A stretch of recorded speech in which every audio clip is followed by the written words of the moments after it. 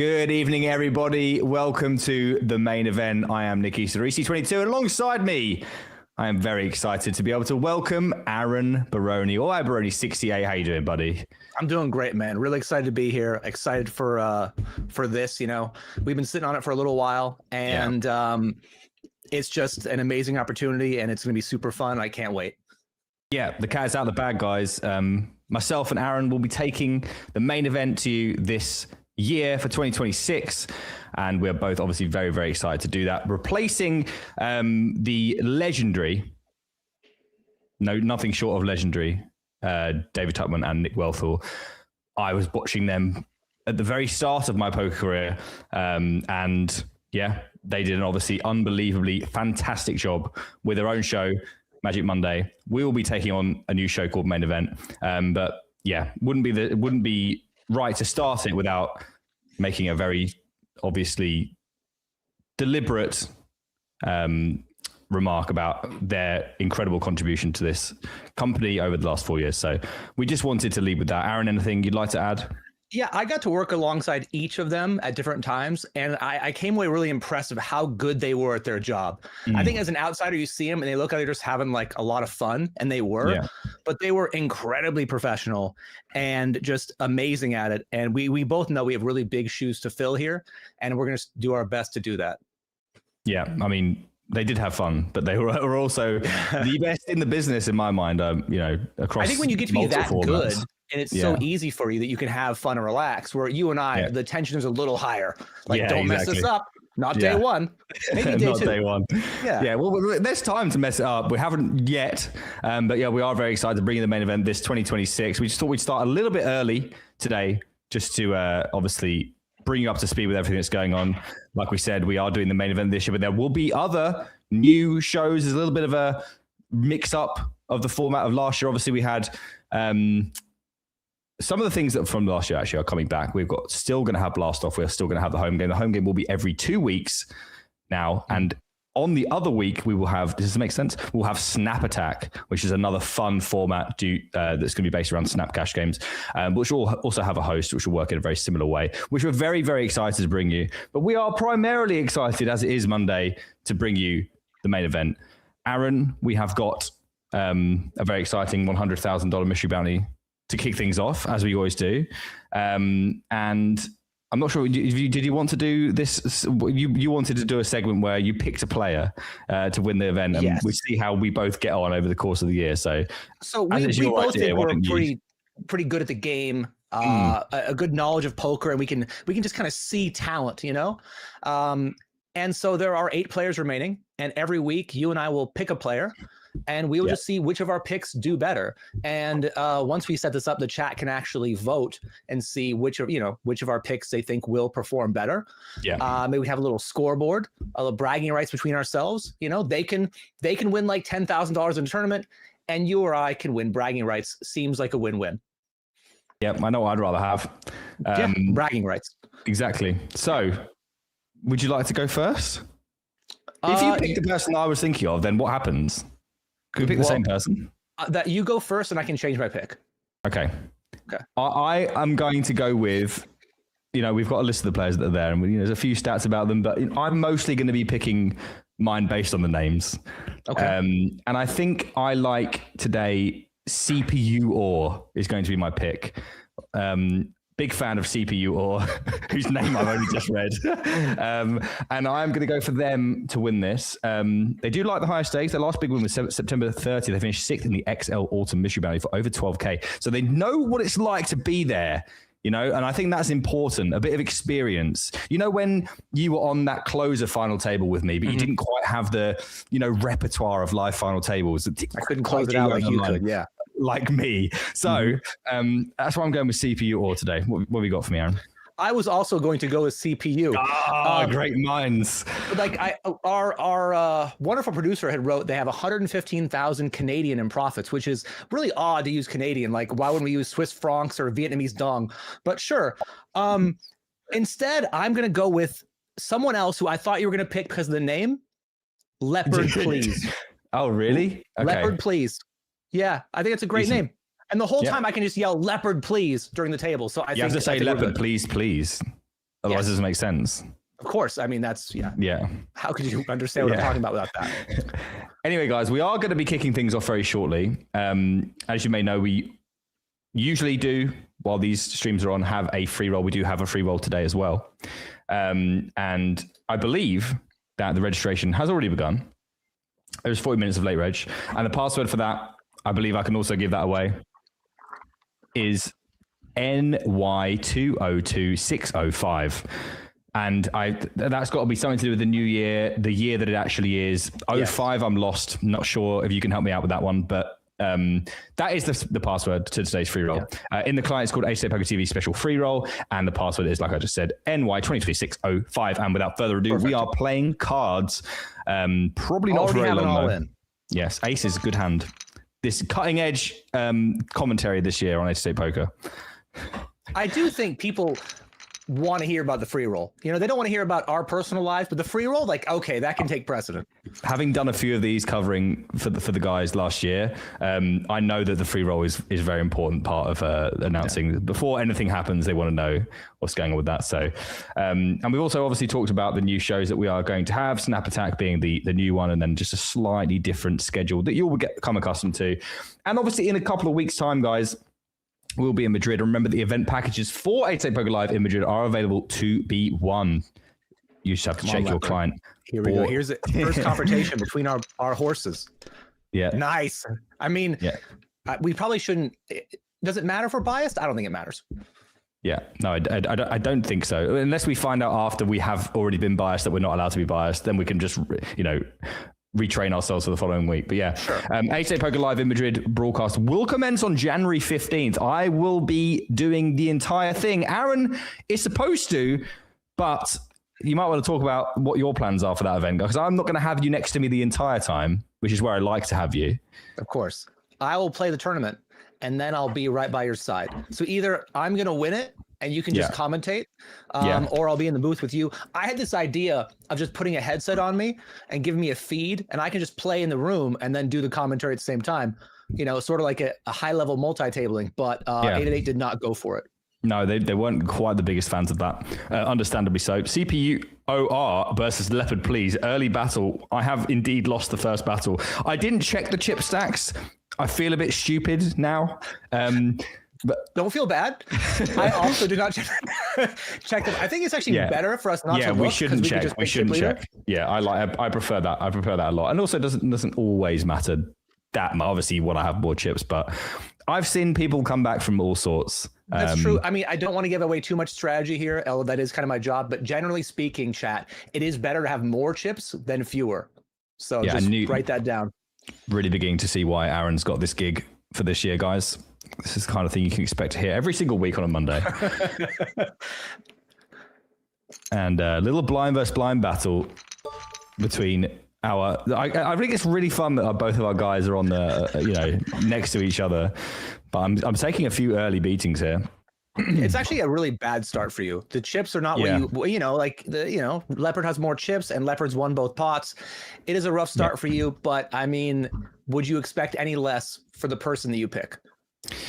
No, you're absolutely right. It is on brand. And we do have a potential problem here for Esteban, who is going to find a way out of there. We are going to switch to big blind soon, guys, because I personally need them. I can't do. I'm trying to talk about the game. I can't do maths at the same time. I know Aaron's pretty good at maths, on the fly maths that you need to be. But big blinds is just it's just an easier time for everybody. I'm good at like arithmetic math, but that's a great fold by Esteban, by the way. Yeah, like just realizing that Ace Jack is not doing well against the 10 big blind range from EP. Really, really great fold. Do you think that if Family Dad makes it 120, they shove the 350, or does it make no difference to their decision? I don't think it really should make a difference. Actually, I think making it 120 might be stronger as an overall range, but sometimes people think they might have fold equity and they go for it. Yeah. Well, moving on to this hand, Baratna did open up the 10s as you must from hijack, and King Deuce here for M flush N, who I wish I'd picked. Top and bottom goes for the check raise. Interesting decision, which Aaron, you might want to get into a little bit. Yeah, I mean, you are going to have some check raise here for value. I would say on drier boards, I would probably prefer check calling, but you are still going to get peeled by a lot of hands here. And if you think you're going to get peeled by enough hands, it's fine to go for it. The 10's just snap call, which makes the king deuce a better check raise. Yeah, I mean, this seems like a really rough spot to have this chip stack and this spot with pocket tens. I can't imagine M flush N doing anything other than shoving after taking this line, which looks like we're definitely going to see. And it being less than half pot, it has to be kind of tempting to bluff catch with this one. It does. It's a pretty bad run out for tens anyway. Like all the draws sort of get there in some way or another, and he makes the fold on the end. One thing to think about too is like if he's up against a middle stack here, might not call down as much. But when the chip leader is playing back at you, a part of you is always just like, man, it's because they have all the chips. It's because they're putting the pressure on me. And for that reason, people might be a little stickier with the chip leader than other players. Yeah, absolutely. And with a few, maybe, I was about to say I might have an opportunity here to say hello to the chat, but this is a decision for Family Dad. He's got a family. He does. He's a dad. So, takes that all into account and lets it go. You got to use your reads, man. Like reads are really important. Have more chips and pay attention to their usernames. I'm here all year, chat. Oh, big blinds. Everything just feels like it makes more sense now. Ace King going to go for the 4 big blind raise. I would love to hear your thoughts about this committal raise. I mean, a lot of people will be watching this and thinking, why would you make it 4 and not just go all in? Answer the question, Aaron. The idea in theory is that when 2 players get all in behind, you could fold for a pay jump. I don't think this hand ever folds, number one. And in a PKO or mystery bounty, you're not going to be folding as much. But that's generally why people have a non-all-in size here off a really shallow stack. Yeah. Well, they will not be non-all-in by the end of this pre-flop action as the ace-jack of CPU or looks like it's in significant trouble, and so could my pick be. Unless we see a jack here, we haven't so far. Only 7% for CPU or, and it's not going to be a jack on the river. Still alive with 2 big blinds, but almost flatlined. Yeah, this is... the play, I think getting ace jack in there is totally fine, obviously, but it's just rough for you. I'm more worried about you. Yeah, I mean, look, would it really go any other way? This might end up being a segment where I just curse somebody before the game starts. We should have it that way of whether our player outlasts the other player rather than, and that's a point. Yeah. Yeah, I thought that's how we were doing. I'm not gonna lie. Perfect. Yeah, let's do it. Yeah. Let's do it. Anyway, let's say hello to some people. I don't think Queen 4 is going to make it just here for Esteban's. Stinky, how you doing? Moss Shark, Elmiso, Boogie, Leandro asking about the Wheel of Justice, which is not available today as we didn't have any streams to make you be able to qualify for it. Is available now for next week's show. And today instead, we are going to be giving away slightly different tickets to what you're used to on a Monday. For the main event, we have got $309 tickets. But we also have one of the biggest tickets I can remember giving away. At the end of the stream, today, it won't be by Wheel of Justice because, like I said, the Wheel of Justice is not prepared, unfortunately. The cogs aren't turning in the way that we'd like. We're going to do it by virtue of a keyword giveaway. And we'll also do all the usual keyword and Lodden Thinks at the same time to give away the other one-and-own tickets. But the $320 ticket will be given away at the end of our show after our heads-up match. $320 in one ticket. Be played either Tuesday or Thursday, whether you want a PKO or a normal tournament. I play the 320. I love it. I'm sure you'll love it too. Yeah, I mean, it's a pretty big ticket giveaway. Yeah. There's not really much else to say. I mean, how can anyone complain with $320 worth of ticket? A ticket. I mean, I'm just pretty excited. I don't know about you, Aaron, but I know you play that one. I prefer this rather than $321 tickets, but yeah, you know. We do have an all-in, and it looks like my first curse of 2026 has been completed as CPU or takes their leave. I picked them out of the bunch. You were going to pick them, and then I got in there, jumped right ahead, and got myself knocked out in first place. CPU or is out there. Leopard Please remains. We are down to 7, and M Flush N, by the way, has 112 big blinds, which I am led to believe is quite a few big blinds at this stage of a tournament. It is a lot. It is. It's always nice to have 100 big blinds, 112. The later in the tournament, obviously, the better. He might lose a few here. Yeah, I mean, oh god, this has got to be pretty ugly to defend this one though in any shape or form. There aren't any large bounties left either, so he can do a lot more raise folding. It's very important to pay attention to the bounties that are left in the tournament, of course, because if there was that $10,000 bounty left, it doesn't really matter if he has queen 10, kings, or 7-3 offsuit, or like the client showing one card. Like, you got to put the money in. Yeah, maybe zero cards. I mean, at that point, if there's a 10k left, it depends on the ladders, right? We do have, as you can see below, guys, our little widget. Is it a widget or is it just a small area of the screen where you can see the payouts? The payouts are available to you in the bottom left of the screen. $750 for 8 has just been taken by CPU or doesn't matter, they're gone now. And $1,000 for 7th. We have a top price today of $7,355. And obviously, the bounties go alongside that. So we got a 3-roll in here. M flush N is going for the bounties. They will not win ones. They are dead on the turn. Only an ace on the river will keep Esteban's alive. And we are, I believe, I didn't catch the exact stacks. I think we're going to lose 7. Doo-Doo here. Sorry, not Doo-Doo. We're going to lose Esteban's here. Doo-Doo is going to take the pot with the 2 10s. We did not see the ace on the river. And Esteban's is going to be knocked out for $1,000 exactly. Plus bounties in 7th place. So very, very well played to Esteban's. Doo-Doo Wolf, who now I'm saying their name, I wish I'd picked, is still in the game. And Esteban, this is their biggest score, normally playing lower average buy-ins. So congrats to them. Got a ladder, had a short stack. And sometimes all you can really try to do is try to ladder up a few spots and make a little bit more money than you would have otherwise. Yeah. And M flush N putting those 100 big blinds to work. Unfortunately, this time, it is not going to work because family_dad has ace king suited. Now, playing this as a shove does make sense, but I can imagine it being strong enough to call. What do you think? You're sort of flat ace king? It's a very good hand.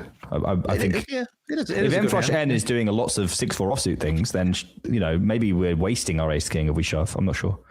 I don't think so. I mean, even percentage-wise, we're like 60-40.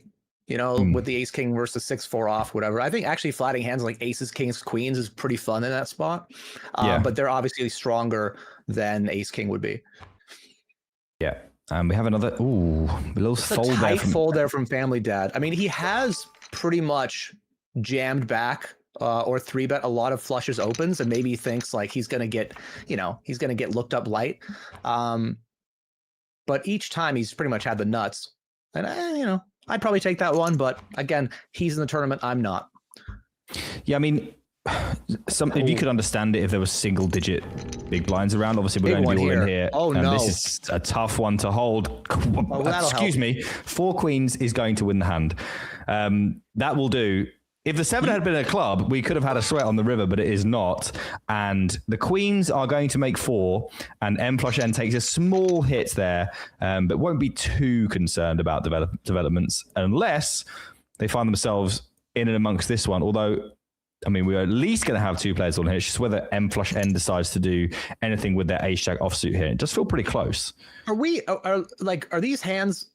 Everyone always has a hand. It's like each spot, like every hand we played, there's just like massive confrontation. There's no. It's our first week. We're not allowed to speak. We just have to get straight into it.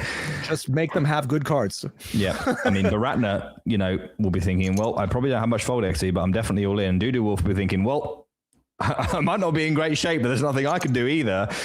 And now M flush N is getting a good price, but does decide to let it go. And this is going to be a chop no matter what we see on turn and river.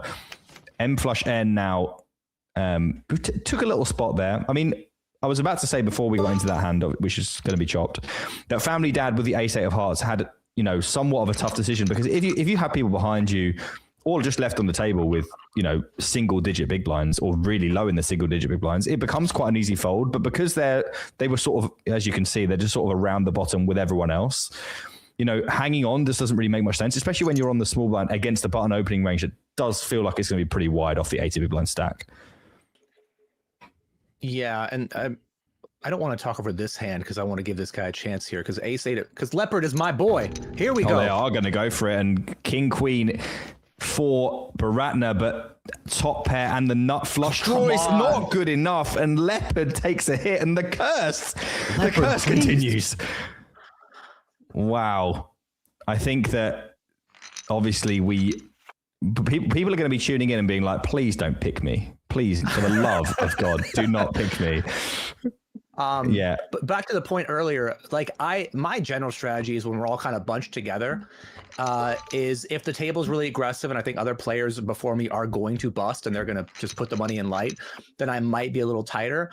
But otherwise, I kind of want to take my spots. Like getting a ladder is great, but you don't want to put yourself in a position where you're only playing for a ladder, right? Like there's 10K up top. The next ladder is what, $400?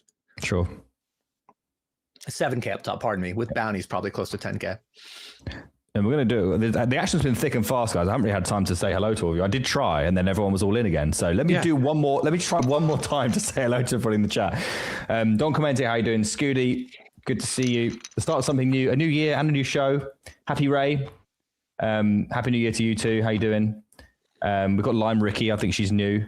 Scooty, how you doing, Scooty? Nautic, good to see you. Chris Maboy, Moss Shark, Box Waxer, not Watcher. How is everyone doing? Thanks for tuning in today. And back to our blind on blind extravaganza involving Family Dad and David Rin 21, who goes for a rather small raise after limp from Family Dad, who has two options now. Does decide to call. I think shove is also one of the options that is available. Aaron will confirm or deny these things. It'll become quite clear, guys, why Aaron is here. We're sort of filling each other's gaps, although he doesn't really have any gaps that I can fill. I certainly have gaps that, in my knowledge, that do need to be attributed over to Aaron. So when something is happening that I don't really understand, Aaron's going to leap in there and just take care of that for me. By the way, has David Rin been here the entire time? This whole table? I believe. Are you sure? I'm pretty sure this guy just showed up with chips. Like I haven't seen him at all at this table. He hasn't played any hands. There's been so much action, and it's been all the players who aren't David. Yeah, indeed. Yeah. Kuvai, how you doing? See you sneaking in there. RWC as well. How are you doing? Yeah, they have been here since the start. I have actually found on the 2 final tables I've made in my entire life, folding actually made me quite a bit of money. So, I was on one of those final tables, and you did not fold. So I didn't. The only reason I didn't fold is I didn't want to let you down. Do you know that after that tournament, the guy that came third, who won the high roller early in the week, I just won my first ever tournament ever on my first ever final table. I was really happy. And 2 minutes afterwards, the guy that won the high roller was like, "You're too tight, man." He just shook my hand and went, "You're too tight, bro." And I was like, "You're right, but like I don't care right now." I actually don't care ever, but like right now, I'm just trying to enjoy myself. And he was just like, "You won, but you're not very good." I was like, "I understand the sentiment, but like if we could just let me have this one, that would be great." I would like to normalize when you shake someone's hand when they win. You say, "You won, but you're not very good." Yeah, exactly. Well, I can't say I disagree, but it's just felt a little bit harsh in the moment, like that quickly after I had one. Scuddy, apologies, not Scooty. I mean, you can see where I got confused. It feels like you can go either way with a U in that spot. I do like when people tell me how to actually pronounce their username. Yeah, that is good. It's hard. You had to read out already like 50 usernames today. When you stream, there's another maybe 50 on average day. Yeah. You're going to get some wrong. And then I only found out recently I was pronouncing someone's name wrong for like 2 years. So let us know if we say it incorrectly. Yeah. See, for example, Macmillan, I've been saying Macmillan. It might be McMillan. If it's McMillan, that's like my whole like ethos is just destroyed because I've been saying that. Like that. It's like MC Millen. Oh my God. See, it's best not to think about these things. Otherwise you just go way into the rabbit hole and wonder whether you've been saying everything wrong for like, and then who knows what else you've been saying wrong. It could be Limericky. Think about it. Just not think about it at all. Yeah, it's best, especially for brains the size of ours. We're here for one purpose only, and that's to commentate this table. Leopard has limped blind on blind here and checked twice. I love it. I absolutely love it. Your hand's not super strong to like value bet multiple streets. Sort of just turn into a bluff catcher. And that's what he's done so far. Yeah, that's exactly what they will be doing. Sorry, Aaron, I was just taking a sip of water there while you went on the play-by-play journey. Leopard, please. Doing Leopard please things for Aaron certainly looks like the better pick so far. Although CPU didn't really do anything wrong, it just didn't really work out for them on this occasion. That's actually a really annoying part about just poker overall in final tables. CPU is a really good player, and he didn't do anything incorrect, and he's just out first immediately. Like waited 12 hours to wake up the next day, play a big final table, and just get wrecked by the deck. And that is going to happen to you. And the only cure is to play more, honestly, put in more volume and try to get to the other side of variance. Yeah. We've got Calshot. How you doing, Calshot? Good to see you, Justin. Sleep the Old. Yes, your name does not cause any quandaries in the commentary booth. That's for sure. I find crying in the shower really helps, says Poker Germs. Yep, I can. I mean, you've got germs, so you're in the shower. That's the right place to be. But yeah, crying anywhere really. Dark corners, showers, wherever helps. Cry. Yeah. In the arms of a loved one. If you don't have any loved ones, then yeah, dark corners and showers, pretty much exclusively the. Who better to commentate a final table than two ASIC Live London closer final tablists? Yeah, you're absolutely right. Not only that, we're the only two 888 Poker team members who cashed the main event this last year. The other main event, the lesser main event. Yeah, this one's more important, obviously, yes, but of course. Yeah, there's one that's in like some city in US every year. And we both did. We both did pretty good in that. I don't know if anyone's interested, but. Someone I saw was asking about the giveaways, and that is a very good question. I did mention them briefly, but yeah, we have 3 109s and I can't say it, Aaron, you have to do it for me. I can't actually get it out. $320 ticket.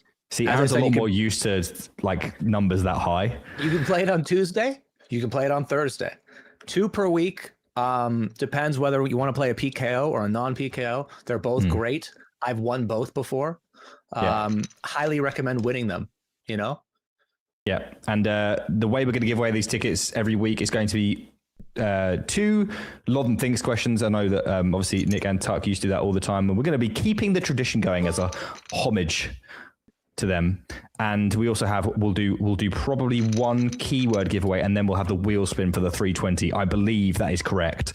That's what I heard when I was listening to everything before we started today. So I believe that's correct. This week we don't have a wheel because the wheel is not oiled. So we are going to give that away also by virtue of keyword. But soon we will begin our first giveaway of the day, which will be my question to Aaron. It'll be called Aaron Thinks, and Aaron will try and guess the answer to the question. The only thing that matters is what Aaron thinks, yada, yada, yada. We'll get to the rules as and when we get to that question. How long have you had your question ready? Because you sounded pretty... Yeah, I had it. I was making dinner. I was frying sausages in a new pan, and I was thinking, wow, we might be doing, long things. I might need to think of a question, and then I went, it's just that, when you just go, yeah, and I didn't even need to go, oh, what I could no, the question was the question, because it fills a lot of. You know what? Let's do the question, and you can understand my brilliance as like in real time. Sure. So. We are, guys, going to, and by the way, anyone redeeming the draw, that draw that you're redeeming for will be next Monday. So make sure that you don't miss that, because if you're not there when the draw hits, you will not win a $300 ticket. And that kind of stings. Like it stung before for 109, but imagine winning and not being there. Yeah, that hurts. I'm just thinking about it, kind of hurts. So try to be there, guys. 320 is a lot. So yes, we're going to do our first, Aaron, Lodden Thinks together. I'm watching Leopard here. This is an interesting spot for Leopard here. King Jack. It's got ace 10 of hearts versus a 24 big blind open. You really could do either option. And by either, I mean, that's fine, I guess. You could flat, you could 3-bet, you could shove. Poker is really fun when every option is actually defensible, because then you did nothing wrong. Yeah. I mean, those are the easiest spots when you can't make a mistake. Yeah. If I can make a mistake, I'm going to do this. Yeah, if I can make a mistake, you'll be damn sure I'm going to make one. So it's really good to have a mix between all 3, and then you can't make. Look, these hands are all awful. Let's do the first giveaway of our 2026 main event.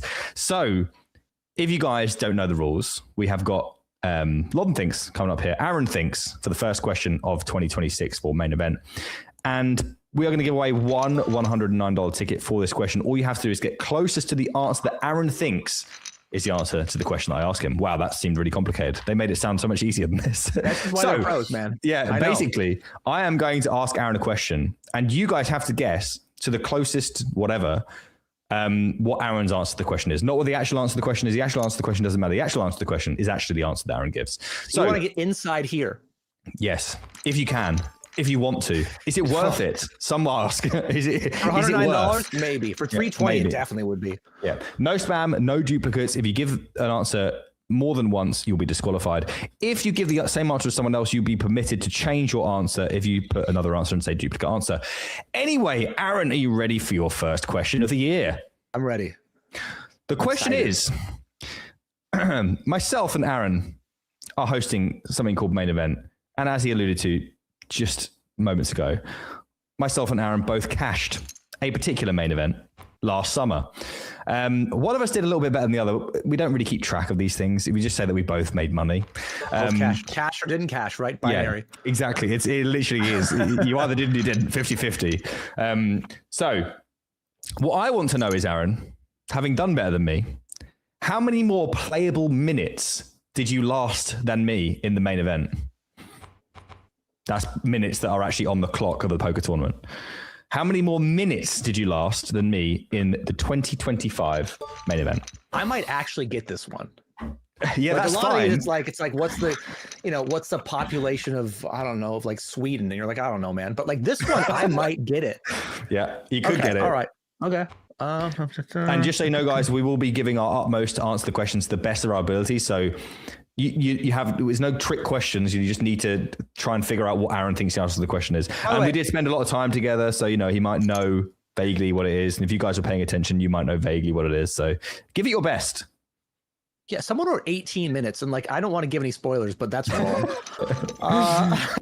Okay, all right. Let me think about this. This is important. Yeah, I actually did a question with Josh before Christmas, and I said, how many, was it after Christmas? I can't remember. Yeah, it was before. And I said, how many calories will I consume between now and the end of the year? And someone put 1,042. I was like, so I'm going to be dead. I'm not going to make next year.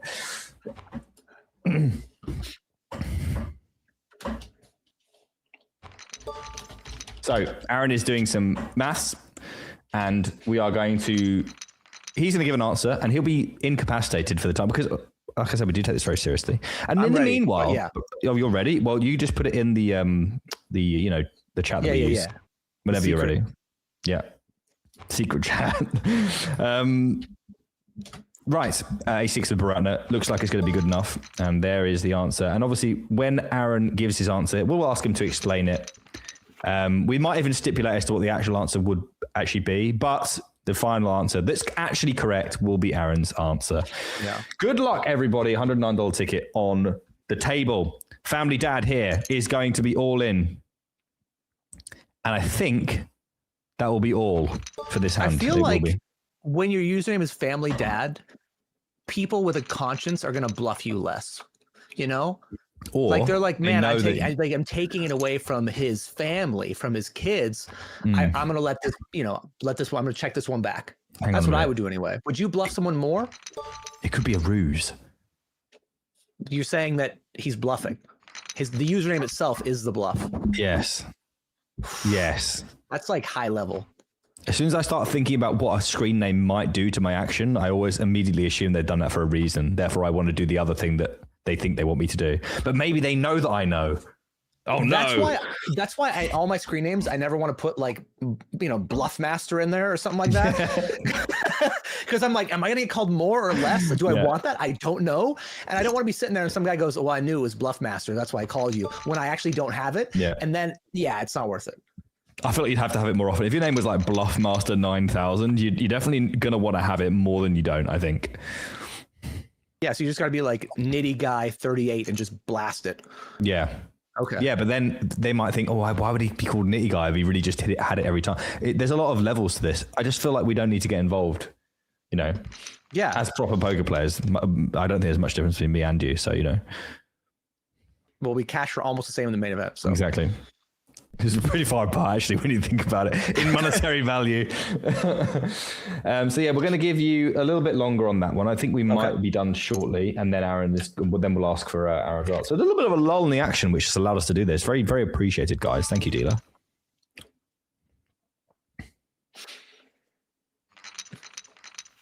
As we go to another hand, it's finally slowed down a little bit. You know, it's not all in every hand. I think it basically what this game boils down to, based on the half an hour of knowledge that I've gleaned from this final table, is that if you have something, you're probably going to be all in a lot. And if you don't, you might not be as often.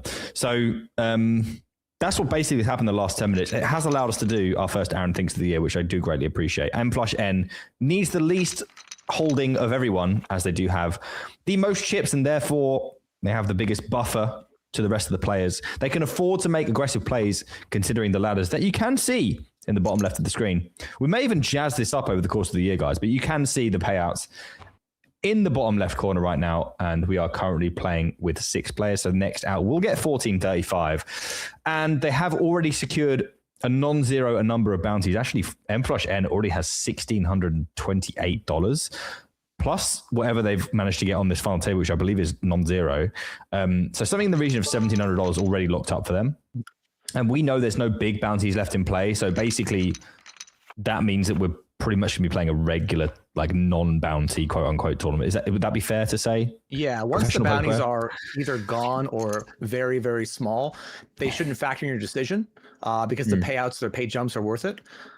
Worth more than them. And a lot of players don't realize that. They're still like, well, it could be a 10K. And I'm like, well, it can't be because it's not there. So again, another reason to pay attention to the bounties that will affect your decisions for your call shove ranges sometimes. Absolutely. A little bit of a close one here for David Wrin, who could consider doing things and stuff here, decides not to do either of those. He's played nearly a flawless final table so far. Like he just had another 3-bet spot versus a aggressive chip leader button open. And it's one thing to like 3-bet, I don't know, a suited ace. It's another to 3-bet a weak king. I think both are great. But yeah, he's been playing really well. Yeah. Defend here from Baratna, who sees a board that they won't be best pleased with, and they are just going to have to let this one go. There's just not a lot of playability left. Have probably the weakest backdoor straight draw that you could imagine, but with only 12 big blinds left in Doo Wolf 10 stack, there's not really much playability and means of arriving at a straight, even if you were to turn a gut shot or something. I just think Doo Wolf is really funny. I just think it's a really funny. I can't believe I've not picked that. Yeah, right. I really can't. But anyway, to get me over the fact that I didn't pick Doo Wolf, we are going to give away our first ticket together as a couple. As a couple. We have another announcement, chat. Yeah. So basically, I asked Aaron, guys, by means of Aaron Thinks, Aaron, how many more minutes did you last than me in the 2025 main event? Knowing that we both cashed, guys. So it's there or thereabouts. Aaron, your answer, please. And first of all, show us your working. All right. So we both did cash, and we both nearly busted on the same day. It could have happened, right? Yeah. The day started. That was the you busted was the bubble, the tournament, and you were really short stacked, so you didn't have much choice other than to fold your way to $15,000.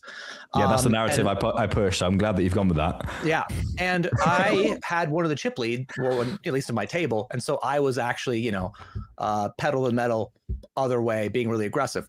Yes. But we ended up in the same place eventually. So I think I played 4 extra levels on day 1, or the day that you busted. Each level is 120 minutes. And I think the day after, I played about 2.5 levels. Again, each one's 120.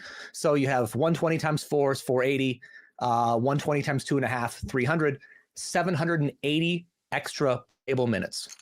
Yep. And the closest to that answer was Candlina on 775, which is a stupendous guess. I like to think they were following both of our Instagrams the entire summer, and that's how they were able to get that right. So congratulations to Candlina. You have won the first ticket of main event with EC22 and abarone 68. Would you like to be called like Aaron Barone for this? Is that more official? If you're going with username, I'm going with username. If you're going with name, I'm going with name. Usernames are there. I just wonder if we missed a trick by maybe leveling up a little bit in terms of our professionalism. But that's never really been my strong suit. I'm not sure about you. No, they had they knew what they were getting. They chose us. Maybe one day we could evolve into. That's what I'm talking about. Like maybe we dressed up a little bit, or put our names in full. That would make people take us more seriously. We could try. I mean, it couldn't get worse. So yeah, why not? Give it a true. shot. Yeah, but that's a great guess. 775 minutes. Yeah, really good guess. You know, and honestly, I actually think I had more playable minutes than that because the last hour for you was not playable. Like it was not. Yeah, you had like count? 6 big blinds, and you're like sweating on the big screen if the people are going to bust or not. I wasn't exactly sweating because the main reason I was sweating is I didn't want the blinds to hit me again. I knew I was going to make the money because I was passing the cards back to the dealer without looking at them. So it was obvious I was going to make it because everyone was all in every hand. But I know what you mean. Like I didn't, you know, I arrived with 10 bigs and then I had them swiftly removed from in front of me, which was unfortunate. But, you know, at David goes for a check call here with the pair and flush draw. Totally reasonable. Don't always have to check raise. Up against top pair here. Yeah, tough turn spot now, though. Yeah. Just call? Just call. I don't think you're going to make better hands fold really on that turn by check jamming. He just goes check, check. I think if you look at the hands now, if David check raises flop, he might get it through on some turns. He might just be able to shove that turn if his opponent just calls, just because of the ICM considerations. I probably would have gone for a check raise, but I think check calling there is a very reasonable choice. Yeah, makes a lot of sense. I mean, another one where as long as you don't fold, you're doing just fine. Yes. Just the turn spot. I mean, obviously it's a spot where you just have to sort of just click call and sigh, but it's just not a thrilling spot. Like, you know, a lot of the time you're going to go check on river and probably lose. It's just one of those where you feel like you're getting milked like quite a lot of the time. There's nothing you can really do about it. But sometimes that is just what has to happen. And what has to happen here is Baratna has to 3-bet these queens, which are the 2 remaining, by the way, because Leopard has one in the big and M flush end started the hand with one. Could take flop in position here. It is a little bit dicey. And decides. He really hasn't been defending versus 3-bets and giving his opponents a lot of credit. For the most part, he's been right to make the folds. Aside from like the button big blind situations. So he's still being really aggressive. And I think that's really good overall. Like if players, when they're playing back at you, if they have hands, it's not really they're playing back at you. It's like, oh, they were dealt a good hand. And so to, you know, keep the aggression up, chip up despite that is just really important. And he has separated himself from the rest of the field more so than when the game actually started. Yeah. I mean, I think they just like it. Like you said, comfortable with the easy, like pretty much opening most things when it falls to them is their comfort zone when people start playing back. I mean, if the reason you're opening a lot is because people are going to fold a lot and then they start 3-betting you, you have to imagine that, you know, King Queen are doing not the best against that range. Yeah.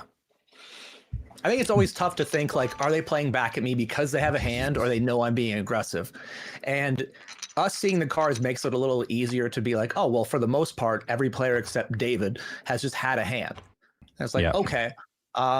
So we can see that, but in game, you just have to sort of feel it out for yourself and see what players show down. Well, it's time to find out if $1,435 is enough for family dad to take home to their family, as they will be forced all in here with the Jack 7 and top pair for M flush N. We're going to need to see that gut shot get pinged, and we do not. And M flush N takes another one out. Family _ dad takes their leave. Great showing by family dad. Again, one of the short stacks start out. Ladders up to 6th place. Yeah. Yeah, 6th place for $1,435 and another $140, by the way, to M flush N, who's approaching now about 2K in bounties. So they're maybe by the end of this could have themselves a near 10K first place if they were to convert this chip lead, and they're looking good for it right now.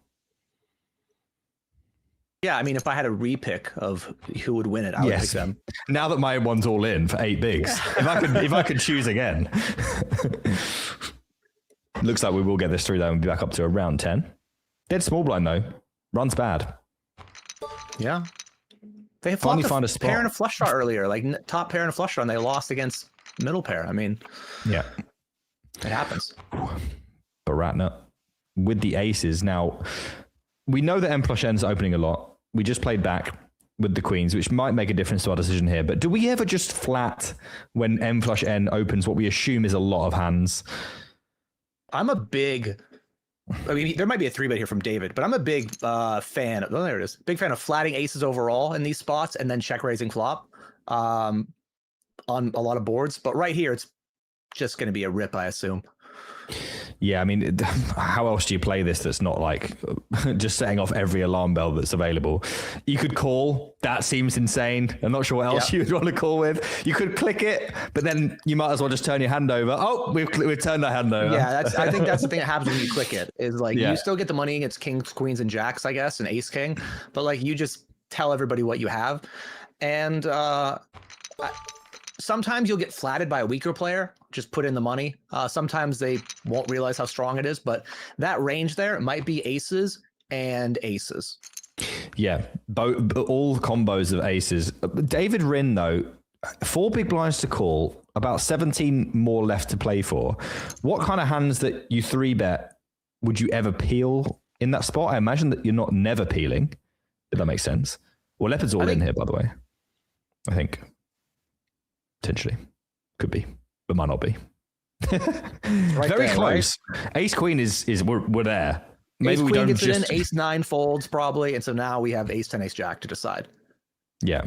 Well, Ace Jack is better than Ace 10, so why don't we split it like that? Why don't we draw the line in the middle of those two? Sounds fine. We folded. Anyway, you were saying, I asked a question that I actually really wanted the answer to, and I think we're done here. Unless we have some tomfoolery. We haven't seen a fold yet, by the way, from N flush N. Oh, here we go. The click. Well, they're saying, I've turned my hand over. I've got aces, I promise. But they've actually got king 4 of diamonds. And it's good. Very, very heads up play there.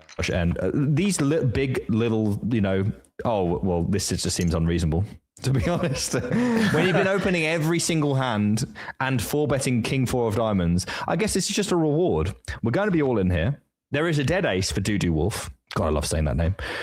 We're going to need to find one of the 2 remaining aces or some sort of straight combination, or we're going to lose Doo Wolf, and M flush N is going to take an even bigger chip lead. There is one of the 2 remaining aces. Only one of the 2 remaining kings now would be good enough for M flush N, and that is not that. Doo Wolf. God, I wish I'd picked that. 30 big blinds. Doo Wolf. I looked at it as well. I didn't when I saw it. I didn't think of it as Doo Wolf. What did you think it as?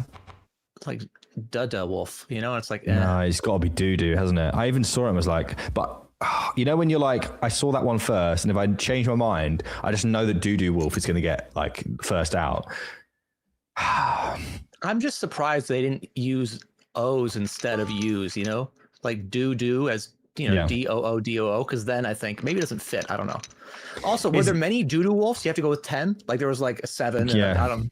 Yeah, they went through all the first 9 and just couldn't get their name. Yeah, I was about to say Noobid. It's DD Mega Doodoo, not D Mega Doodoo. You ever seen that video?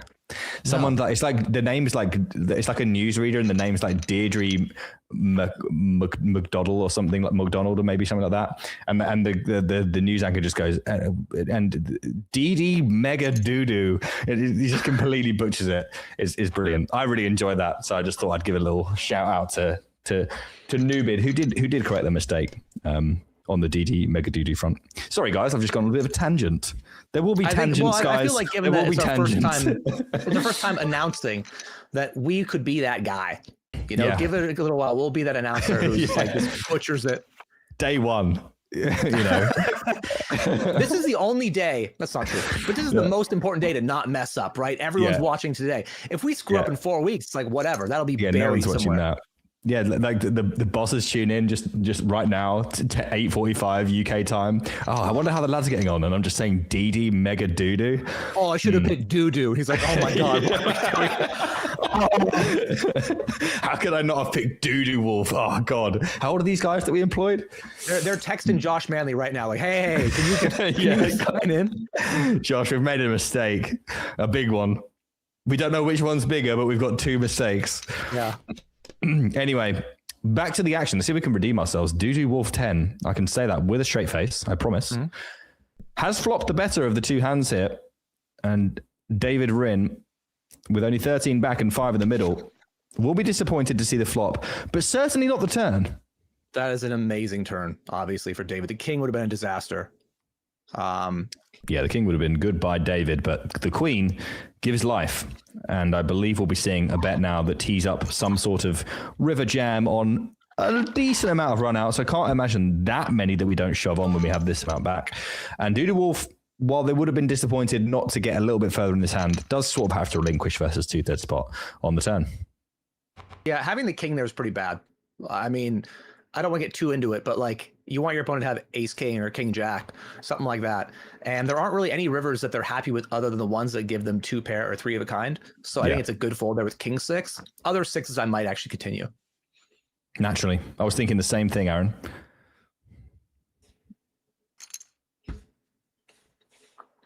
I wasn't.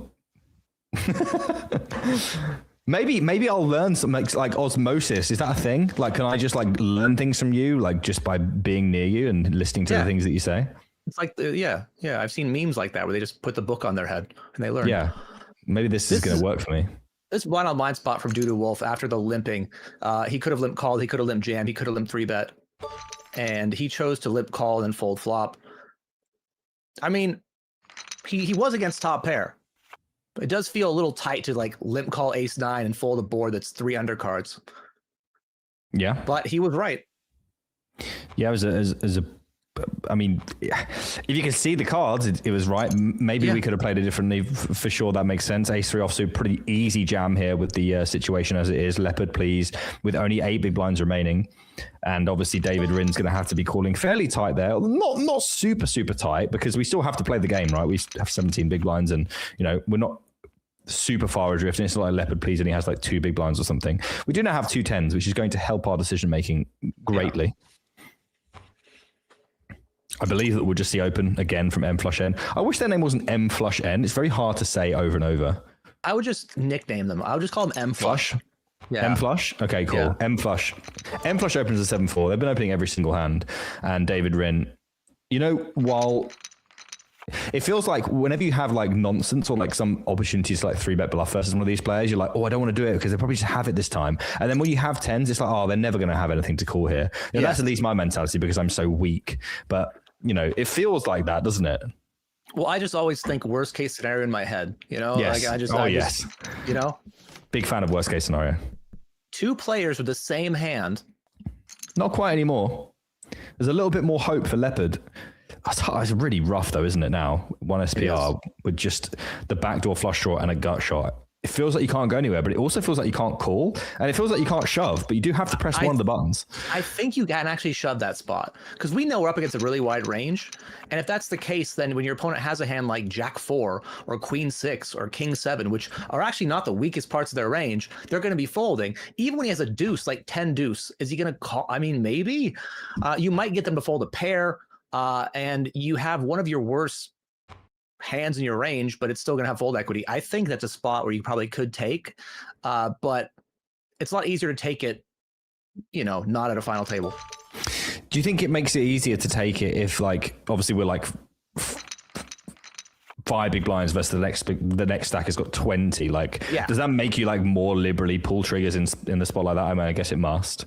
Yeah, I always think that if nothing changes when I'm the shortest stack, like I'm going to go out next. So that's the position where you can actually be more aggressive. I think it'd be harder if you were 10 big blinds and another stack has 7, or you're 15 and a stack has 12. But when you are the short stack, you can take some liberties with aggression, especially against the big stack who will have the widest range. Yeah. That makes a lot of sense. We're seeing a lot of this dominated hands pre-flop taking the lead post-flop, and we see a rather interesting donk into raise, which I'm not quite sure how to analyze. It has happened. M flush went for the donk on the flop, basically saying this board is better for me than it is for you. And Baratna saying, well, I have all these really good pairs that you can't possibly have, so here's a raise.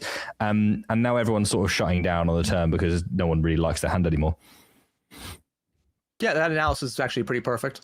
I would say that I actually think if you are going to raise a bluff on the flop, then having one of your worst hands is good for it.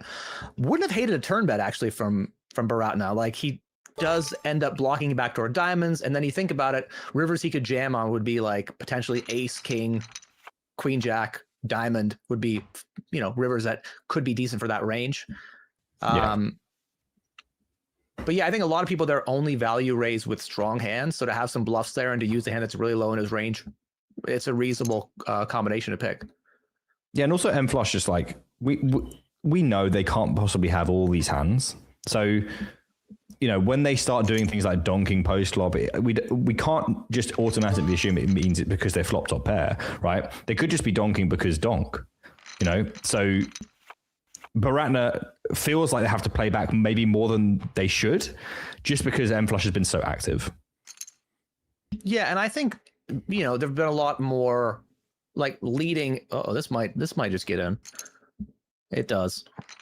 Yeah, and M Flush is the easiest call of his life as we go to a 93% turn for M Flush, who is going to knock off another one. Baratna pairs his 6, but needed to pair the ace, and we are going to lose another player, and it is M Flush again that takes him out. Has been the most active at the table, and it has come to fruition. We've been saying M Flush is really active. Like, everyone's going to wonder when they have to start playing back. Baratna picks a fairly reasonable spot to play back and runs into the jacks.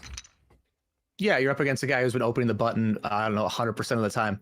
And you have ace high and 13 bigs. Like, it's very defensible just to go all in there, and just unlucky to be up against a better hand and not hit. Right? That's the thing, is you have to be up against a better hand, get called, and not hit. And you add those percentages together. Really unfortunate for our 5th place finisher. Yeah, absolutely. Sometimes you're given the only thing you can do, and you do it, and it's not enough. So unlucky to Baratna, who did what they could throughout the course of this final table. It just feels like I don't want to say it too early. It just feels like M Flush's day. They seem really dialed in. They've barely made a mistake. It's just kind of tough to look past them right now. Well, right now they have the worst hand, but it might get through. Yeah, this pot's too big, Leopard. We have to stick this in. You're short, like, you just gotta hope your hand's good. Yeah, everything Aaron said there just basically can be boiled down to Leopard, I picked you, put it in. But no, they do not find it, and M Flush gets another one through it. Pretty much everything is going exactly. Sure, they've been shoved on a few times and they had like 6-4 offsuit. This is going to happen, but on the whole, pretty much everything they've wanted to happen has happened, and Leopard is now going to be all in. Can they fade the ace / diamonds to keep us 3-handed? We are going to see another volunteer of some chips from Doodoo Wolf with the Jack 5 offsuit, just desperately trying to make it less likely that Leopard survives. But it looks like with the 2 pair here, we are really going to struggle. It has to be a 9. It isn't a 9. And Abarone's pick goes up in flames. Well, I wouldn't say flames, more like a little candle wick, just sort of getting to the end of its life. That's morbid. 4th place finish, really good, much better than 8th place finish. And that's true. Could have gone differently if they held the river in the ace 8 king queen spot, but still, congrats to them. Great job. Inaugural first pick for me, and I'm pretty happy with it. Yeah, we got some good hands here as well. M Flush, I'm not entirely familiar with these ranges, but it looks like they could just go ahead and do that, and that is exactly what they do. Takes it to the streets with the 7s. David Rin is second in chips currently. Does that factor into the decision with how close this one is? How close is that in that spot? It is close. It really depends on what you think M Flush's range is. M Flush snap jammed it, by the way. Snap jam range, I think, is actually, it's not as nutty, but it's somehow overall stronger than a think about a jam range, because it's like, oh, this hand's good enough, I'm all in. Well, are you doing that with 9-7 immediately? Probably not. Yeah, agreed. So it is close, but I think a folds against the range that I would expect him to have is probably the right play. Heads up, it would obviously just be a call. Yeah. And more dominated hand action here. David Rin hasn't actually connected in any meaningful way, but Doodoo Wolf, after checking back the turn, does have some hope in the form of clubs. And now David Rin coming out on the queen turn, which is traditionally, I would imagine, a card that Doodoo Wolf would prefer to David. I am interested by what you think about this, and the fold as well. Yeah, I think all parts of that turn are interesting. I do think that having King Jack is an interesting one to be betting the queen on, because he's still gonna have Queen Jack and King Queen. So I think it's fine to be leading the turn there. I think Doodoo Wolf's fold is the most surprising part of the hand, actually. Like you turn a second nut flush draw in a spot where you expect it to be good. You could win on brick rivers. Like the king is, again, the queen is better for you than it is for your opponent. So yeah, I think I would have continued on the turn, but he didn't. He did not. Doody Wolf, still though in the tournament, M Flush is our chip leader right now. We are going to take 5 minutes and 45 seconds, and we'll see you back for three-handed action. It's time for Ace State Poker Live 2026, and we're lining up a jam-packed year full of awesome events just for you. First up is Madrid, where we'll bring the poker thrill to one of Europe's most vibrant cities. Then we head to Glasgow, a city known for its heart, energy, and epic poker showdowns. Next, it's on to Barcelona, where poker meets party under the Spanish sun. Finally, we close out in London, showcasing our poker prowess in one of the most iconic cities in the world. And that's not all. The UKPL is back with 5 stops across the UK for your chance to grab even more poker action. We've also got the Noche de Poker Festival in Spain, bringing poker closer to you. It's going to be an incredible live experience unlike anything you've seen before. And stay tuned for more surprises. So whether you're a seasoned pro or new to the game, Ace Day Poker Live is your chance to be part of something unforgettable. Come along, play well, get lucky, and you could be our next Ace Day Poker Live champion. Ace Day Poker, made to play. We can also use small straight draws, gut shots, even open enders, and blast them off of high card hands that are ahead of us. When we've defended our big blind to a raiser, we are out of position. The most common thing we're going to do is check to the raiser. Because we had a discount pre-flop, we have a wide range. They have a narrower range. On most flops, they have an advantage in strength, and they have an advantage with position. We're just going to check to them and then reassess based on what they do. When we face a c-bet, we have to first of all get rid of all of our trash hands. So if the board comes like a Jack 10-5, we know we're automatically folding pocket threes. Ace-deuce offsuit, 6-7 offsuit. All of those hands disappear. Then we are left with a reasonably strong range. Our second pairs, our top pairs, some sets, maybe straights, depending on what the board is. And all of these hands have to go into 2 buckets, 2 strategic decisions, check raising and check calling. People often don't check raise enough, and it's really important to check raise enough, both to get fold equity and to get maximum value from your strong hands. Let's say the board comes 2, 3, 4, we check, they bet. We really want to get lots of money in with like 5-6 for the flop straight or pocket fours for a set. So we are going to check raise those hands. We can't only check raise our very strongest hands. We need to balance that with bluffs as well. Maybe a hand like King 5 offsuit for the open-ended straight draw and the overcard. When we check raise these bluffs, we can make ace highs fold, and that's great. We can even use them as multi-barrel bluffs down the streets and maybe make them fold a pair on the correct runouts as well. There are times when we don't check raise very much at all. If there's a lot of ICM considerations and we're covered, or if the flop is just particularly good for the pre-flop raiser. If the floppers came ace, king, 5, the pre-flop raiser has loads of top pair hands, loads of the best sets and the 2-pair hands. They have a big advantage. So we're not going to check raise very often at all here. We're going to decide on our trash and just fold it and do a lot of just check calling. If you're in the big blind and you call a raise versus an under the gun raiser and it comes ace, king, 5, having a donk betting strategy leading out instead of checking is not viable, not mathematically speaking. They have a really strong range on ace, king, 5. We have a relatively weak range on ace, king, 5. If we try and construct a leading range, it's going to be incredibly difficult to balance, and we're betting into a big disadvantage to their range. So it's not going to make you money in the long term. Some of the situations where we can construct a leading range is when the flop is beneficial to the big blind. Flops like 5-5 deuce. It's good for the big blind's range because when we had a discount pre-flop, we were calling hands like 5-6 offsuit, like king 5 offsuit. So we have a lot of 5s on 5-5 deuce, for example, whereas an early position raiser doesn't have very many 5s in their range. The reason we donk bet is to prevent them from checking back strong hands when we have a nut advantage. It allows us to maximize value from our strongest hands and maximize fold equity with some of our weaker hands that do have some potential to make something good on later streets. So when we've defended our big blind and it goes check, check on the flop, we need to assess the turn card and if it's best for us in the big blind or if it's best for the pre-flop raiser. If we think the flop and turn are particularly good for our range, we need to construct a turn probe or a turn donking range. We can use hands like top pair, really good kicker. We can also use small straight draws, gut shots, even open enders, and blast them off of high card hands that are ahead of us. So we're maximizing our value with our best hands and maximizing our fold equity with some of our more nebulous hands that still have some improvability. So there you have it. There's some tips for how to play post-flop from the big blind. If you enjoyed this, please click like and subscribe. And if you have any questions, any comments, please leave them down below. I'll be happy to interact with you. It's time for Ace State Poker Live 2026, and we're lining up a jam-packed year full of awesome events just for you. First up is Madrid, where we'll bring the poker thrill to one of Europe's most vibrant cities.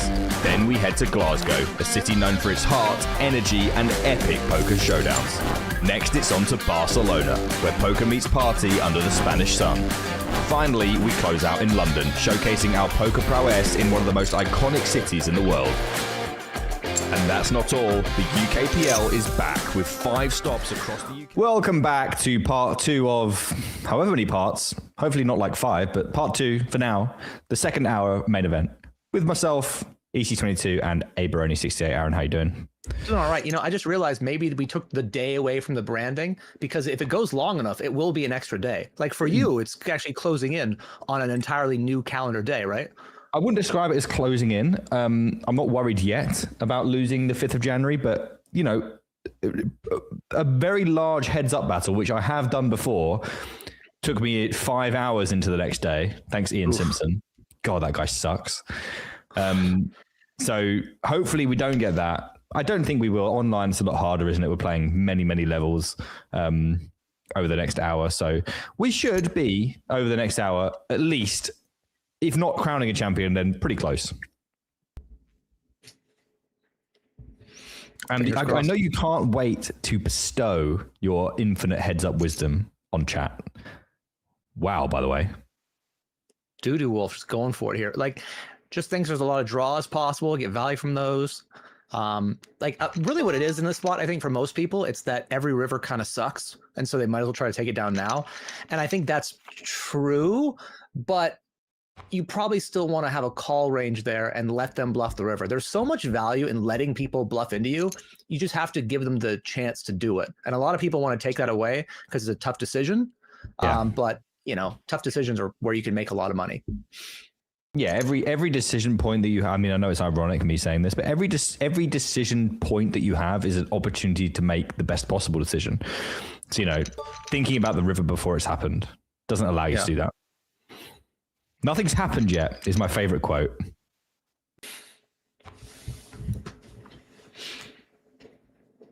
Doo-doo Wolf, 9-7 suited, small blind, 20 big blinds effective, an M flush with a fairly mediocre looking 8-5 offsuit. We are going to be going to a flop probably, although I know that some of these junky hands do make it into raises versus limp, and apparently this qualifies. Not sure about fold. I'm not sure about anything there, Aaron. To be honest with you, I'm leaning. Here's me leaning on you. I like Flush's decision just to raise to ISO, especially for somebody who has not shown the ability or the desire to limp re-raise. You just keep putting pressure on them, and it's going to get through a lot. I think Doo-doo Wolf could have limp called, could have limp shoved even. Yes, there's a pay jump here, but if your opponent's just going to be isolating any 2 cards, how often are they calling a shove? Not very often. You get it through a lot. I wouldn't have folded. Another interesting 3-bet here from David. Yeah, I think David's just thinking along the lines that you've just described Doo-doo Wolf as probably needing to think along. I think David has played the best versus M flush at this table of anybody. Just keeps realizes the situation where he's being really aggressive against him because of position and stack size. And goes for another one here.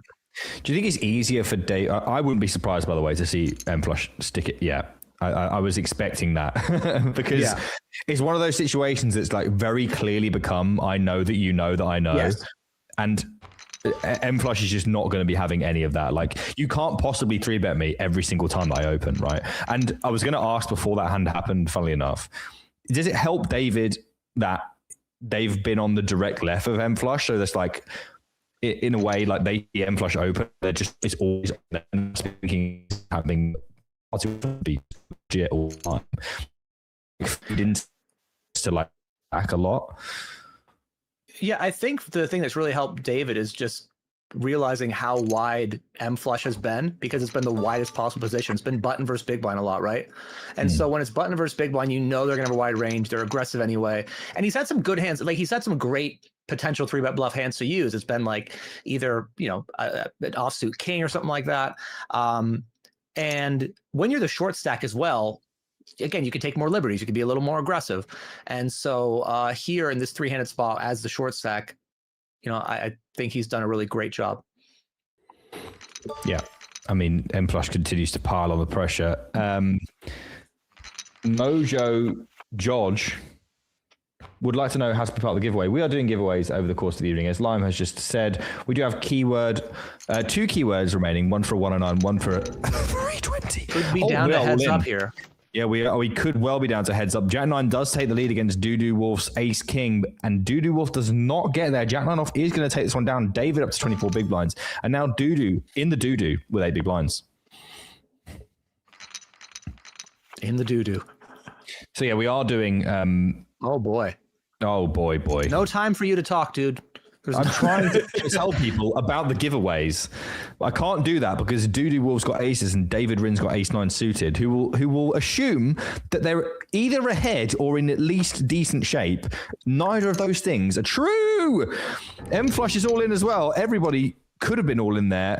David Rin wisely getting out of the way, and only a 7 would take us heads up now. That is decidedly not a 7. It's actually the last ace available on the deck. And now Doodoo Wolf is back up to 20 big blinds. David would have been hoping that Doodoo Wolf would have been knocked off by now, but it looks like we're going to be 3-handed for a little bit longer. Mm-hmm. Anyway, really good fold by David. The giveaway, M flush. Do not. Oh, okay. Nobody. No. I'm going to do. You know what? He's not going to call. I'm going to talk about it anyway. We have 3 more tickets to give away. One of them. Do you know what it is? Do you know what the problem is, Aaron? I don't have enough time to like build myself up to talk about how big the ticket is at the end of the show. So like, I don't physically have enough time before something happens to get it out. So basically, guys, let me try. We have got. Don't you dare 3-bet. Oh my God. Miss one spot. He's just taking one them spot. Flush has taken them all as well, by the way. Yeah. And it's weird because like David knows that M flush is going to play back with 4-bets and shoves. And David just doesn't care anyway, because I guess when you're in that situation on that wavelength with someone on the table and you've been sat next to them for the last hour and a half, it basically becomes like, well, why? If I know that you're going to 4-bet me back, why would I 3-bet you light next time, like 2 hands later? It's almost like no one would possibly do that, therefore it's good to do it kind of thing. Yeah. Yeah, as they wouldn't be, you know, silly enough to do that, so they must have it. And then if that's how they think, then I should not have it. But then they think, you know, it's just that constant cat and mouse is the wrong way to put it. But yeah. There's a movie I'm thinking of that has this thing like that, where they're choosing to drink between 2 cups or something like that, and it's something about I don't know, can't think of what it is. I can't help you. Yeah. I was going to ask a question. Okay, not seen it. Not going to lie. Anyway, I've only seen the scene. You have a question? Yeah, I was going to ask a question. We can assume, potentially, as Doodoo Wolf, or like we could maybe extrapolate that every time we limp, M flush is going to raise, right? Or so what does that do to our small blind strategy? So I actually think we just what people mostly do is they start folding their small blind too much, and they only limp like strong hands. I think what you could do against players who are too aggressive is just limp jam so wide. Yeah. And no one really does that. I feel like people just wait to have ace high, king high, or a pair. But if I know my opponent's going to be raising any 2 versus my limp at 20 big blinds deep, why not limp shove like jack 7 suited? So what? I'm going to win 4.5 big blinds here 90% of the time, you know? And so I think that's something that that's a lot happens more often in a chippy V situation, less likely ICM. But when you're the short stack in ICM situation, kind of want to go for it. Yeah, that makes a lot of sense. Top pair here for Doodoo Wolf, which is going to be almost certainly the best hand by the end of this. 1 minute left on the free roll, guys. The late rage is about to close. I think it may well have just closed, and we'll do a free roll call. What do we do on now? Let's do a roll call on the free roll, guys. How is everyone getting on in our 8-State Poker TV special free roll? I would like to know how you guys are doing. If you're still doing, you might be out. I want to know that as well. I quite like pain and misery. So and if you are out, tell us how you lost. Yes, please. We'd love to know the story. Mm-hmm. I'm sure it went down in flames early. That's exactly the reason that I asked this question. I wanted to hear some flames. Early flames. It's better like to go down in flames than, actually, is it? That sounds pretty painful. Well, the time investment. People say that time is worth more than money. Yes, and so losing early, it's pretty good. Yeah, because you can do something else with your time. Like I bubbled the 525 yesterday. I bubbled it. I was like, I don't know, 13 left, 12 get paid. I was like 6 of 12, and like short stack kept doubling, and I just like leopard pleased my way to 1.5 big blinds and lost. And like that was way worse than just losing the first hand. Yeah, that is way worse. It certainly stings more. Like you invested all that time. I mean, let's just a few of the things that people are saying about how they demised. Obviously, we're seeing some people that are still in there. Wendy's in there, sleep with the old Run Gooder, ex Merciless, Nico's still in there, Rodri, Mojo Joj. Are you really sorry? We've got a few candidates for best bust. Aaron, if you'd like to award the best bust of the free roll so far, we've got Went Down in Flames. I have my favorite one already. We have Went Down in Flames. I'm just going to read you the candidates if you don't mind. Sure. We have Went Down in Flames. We have Out, Other Guy Had Better Cards, lol. We have Blown Out of the Room. And we also have AJ Heart Flush Draw, got it all in 4 ways, did not hit the heart. And one bonus entry. Repeat the question, please. Okay. Well, I have a personal favorite. Okay. I think Blown Out of the Room, by the way, is the one I audibly laughed at. And like, if you want to award the title to them, that's fine. Yeah. But Out, Other Guy Had Better Cards, LOL, is just what I'm going to say from now on. Anytime anyone ever asks about the tournament. Yeah. What happened? Like, I think Out, Other Guy Had Better Cards. And it's true, whether pre, flop, turn, river, LOL. that's how it works. My wife be like, hey, you lost? Yeah, what happened? Out, Other Guy Had Better Cards. Yeah. So I think this could be another. We're developing quite a few segments. I wonder if we can keep up with all of them. But I think a free roll call with the best bust story or explanation of bust every week. You're not going to win anything, by the way, guys. We've just invented this. This is not something we're actually prepared for in any meaningful way. But this week's winner of Aaron's, what should we need? We need a name. Yeah. What are we going to call this? There's got to be something best like free roll bust. Best free roll bust. Free roll flame out. Free roll flame out. Yeah, but then we're not going to give it to the actual person that got flamed out, or went down in flames, or blown out the room. it's our segment. We can do what we want. All right. I just wanted to be alliterative. Free roll flame out. Right. This week's free roll flame out prize goes to Stinky 123455. Out. Other Guy Had Better Cards. LOL.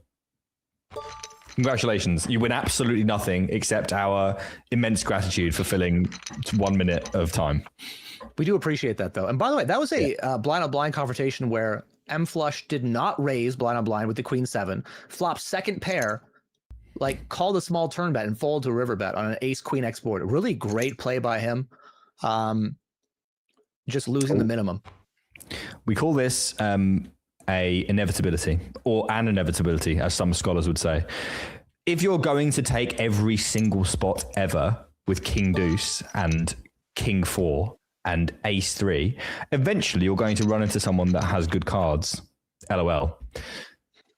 Other guy had better cards.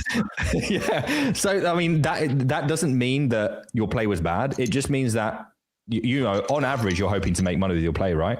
Right, Aaron? Right? So you hope so. We think that we make on average money by raising our king, whatever.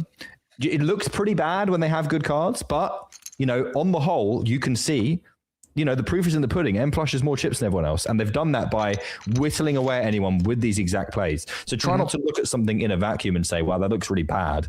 You know, you have to take, because there's a lot. Our brains remember this one where it didn't go so well, right? They don't remember the ones where someone just snap folds, because we don't even talk about it too much, because it's not as interesting, in terms of watching it. So maybe we're the problem, but I just thought it was interesting to note. It is important to realize that just because something doesn't work one time doesn't mean overall it's not making cash monies. Well said. True. Thanks for my story. Well, that's really all we wanted. Right here, Aaron, go. I think I'm surprised by the turn check back from David here, where he turns a gutter ball flush draw on a board that, it's not the best board for him, but you got pot size better so back. He checks back and then losing that pot. You do wonder if he puts pressure there, does he win the pot? If you're not going to bet the turn, or do you have enough bluffs? Like, it's the first hand I've seen him play where I wasn't like, yeah, that's perfect. So, wow, David's really impressing. I mean, I think it's very clear that if we were offered new choices for our players, I would be picking Doo Wolf and you'd be picking David. Not now. Look at this flop. Well, yeah, this looks like potentially, off of 8.6 big blinds, only 3.4 in the middle, but still, well, we may have spoken too soon, as David does take the lead, and we see a very, very quick lead from M Flush in this limp pot. And I can't imagine anything being bad here except fold. I mean, call seems optimal. Gut shot as well for Doo Wolf now, and the nut flush draw. We do hit a pair of sixes, but obviously top pair still good for David. I wouldn't be surprised to see this check through. Yeah, I also wouldn't be surprised to see either Flush or Doo Wolf actually turn their hand to a bluff. A value bet of one big blind. Which somehow might be the right size. Somehow that might get paid. Oh, that would be dirty, right? M Flush just sticks it in there. What the hell do we do? Just fold, I guess. Yeah, I think that typically you'd say just fold. But when M Flush has been so aggressive, people can tell themselves like, he's aggressive, and just call off, which in that case would be correct. Yeah. It's interesting. I think any of those three players could have won the hand if they played it slightly differently. But David does not know how lucky he was to get that turn. Yeah. I mean, David would have been very happy with the turn, but they wouldn't have thought it was necessarily something they needed in order to continue and maybe survive in the tournament. So a very timely 9 on the turn. Some more absolute rubbish, but if we know M Flush, I'm pretty sure that they're opening every single hand they're dealt. That seems like what it is. We haven't seen them have 7 deuce off yet when it folds to them, but I haven't seen them fold any hand or not raise any hand. One situation where they fold the button 3-handed.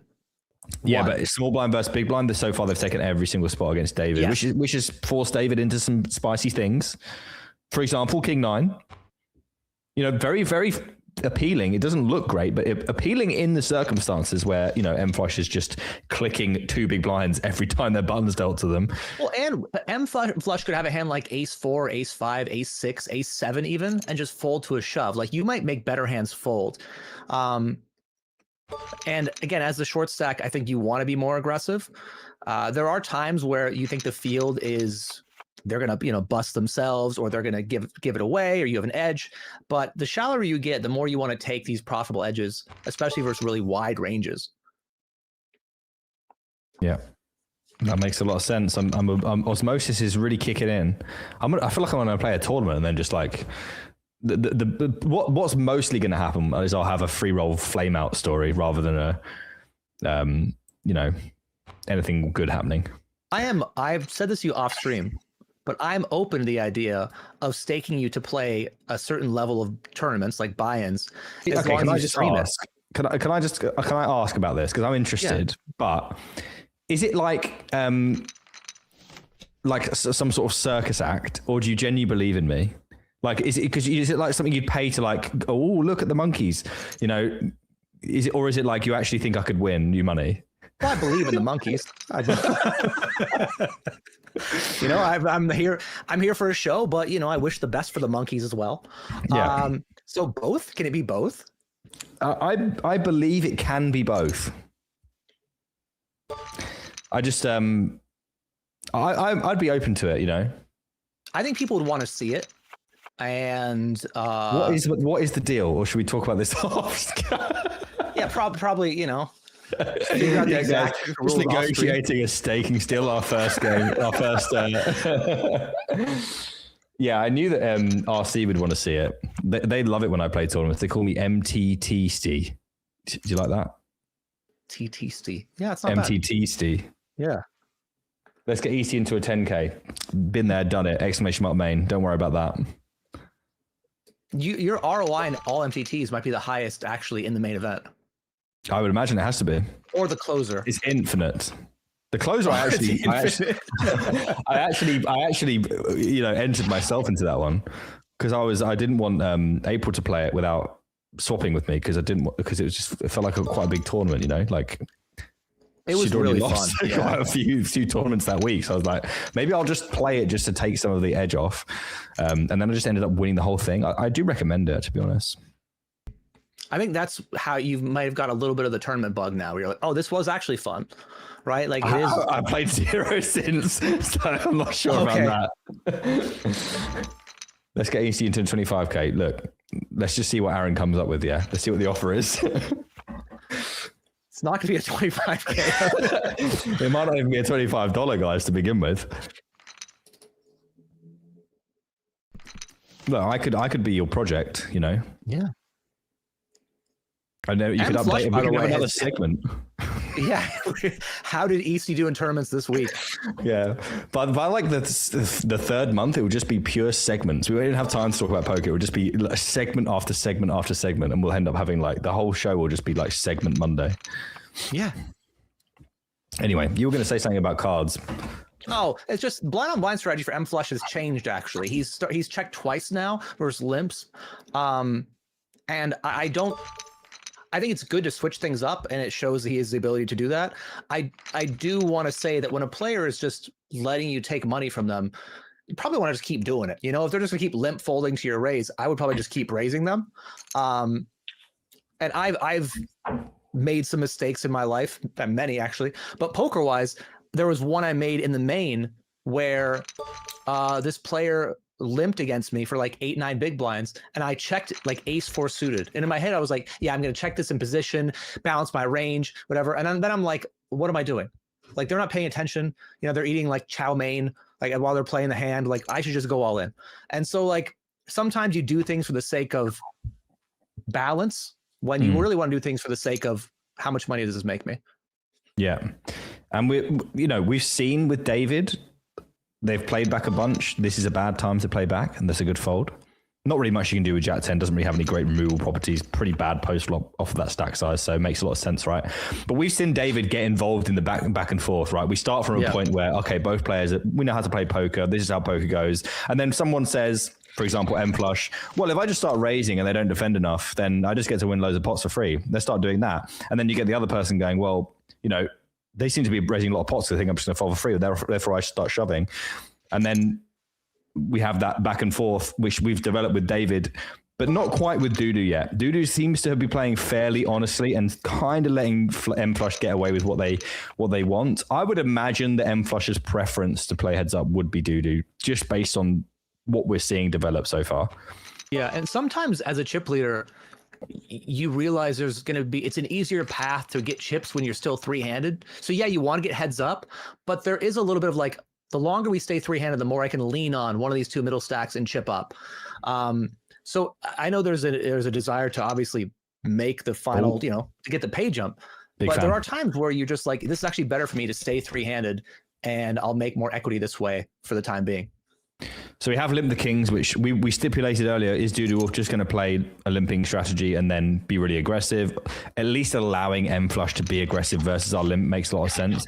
M Flush decides to check the 8-7 because it plays fairly well. It's less rubbish, if that makes sense. I mean, the 8-5 we saw get taken, like the 9-4 offsuits, they get taken because they don't care about folding to a reshove. But 8-7, we don't want to waste our equity by raising and having to fold to a shove if Dudu Wolf has picked up on some tells and is trapping some limps. So M Flush did decide to check back. Top set is a very good hand. It may well be the best available hand. Let me check. It is. Top set, the nuts on this board. 7.3 in there. A pair for M Flush. I wonder if we'll see a check. It wouldn't be the best thing to do in this situation because M Flush will just check back. But again, overall, Does check win more money? It's hard to say. Well, I think a really interesting part of the hand was the turn bet by M flush. When it got checked to him, he bet a really small sizing. And I think for a lot of players, that small sizing is really indicative of what they have, like a middling strength hand that's going to check back the river. But when you're up against a player who's not going to be check raising you pretty much ever, you can just safely pick that size as your block size on the turn. And that's sort of what M flush did, right? He picked a really small size, 1.4 into 4.5 or so, and got himself to a river. And obviously, if he improves, he'll bet. But if not, he'll take a showdown. Yeah. Utopia says the second worst stone nuts possible, which I believe is alluding to the fact that a set of jacks can never be the nuts, but a set of queens can be the nuts, and it's the worst possible nuts. Am I on the right track with that? I believe I am. A set of queens is the worst possible stone nut hand on a 5-card board. Oh. Jacks can never be the set of jacks can never be the nuts. Possible or something? Yeah, the set of jacks can never be the nuts. Or a quad spot. Okay, sure. Yeah. Well, it's like when people say like you can't make a straight without a 10 or a 5 or something. And you're like, Deuce, okay. 3, 7, 8 queen. This is the guy that I've been trying to bluff at 25-0. Why have I been doing that? He's probably like computing like, oh, beat boop, this is that, and this is, Eastie's probably bluffing even though he never bluffs. Cool. The damn shame. Here's what the thing is. If I was playing against you, my strategy would be online, I'm going to fold to you and give you credit. Yeah. Nice bet by M flush. And live, I'm going to call you down so you can't ever bluff me. That's my strat. I think I probably bluff more online than I do live. I don't care, man. It's not about the money. It's not about the money. It's about sending a message. It's about not getting windmilled in a live setting. Yeah, that's true. You know that would happen. There's a lot of things that could happen though. So just to keep everyone up to date with what's going on here, we do have 3 more tickets to give you today. One $109 ticket by virtue of Nick Thinks. Aaron's got a question for me, I think. I do. One by virtue of keyword, $109, and then another, which would usually be given away by virtue of Wheel of Justice, but today will be given away by keyword, and that is a $320 ticket to play on H8 Poker. To celebrate the fact that we are here doing main event, myself and Aaron, for the first time, but we're actually still going to do it every single week as well. We're celebrating every week. We've got segments, we've got terrible jokes, pretty much everything that you'd hoping for from a main event stream. What more would you want?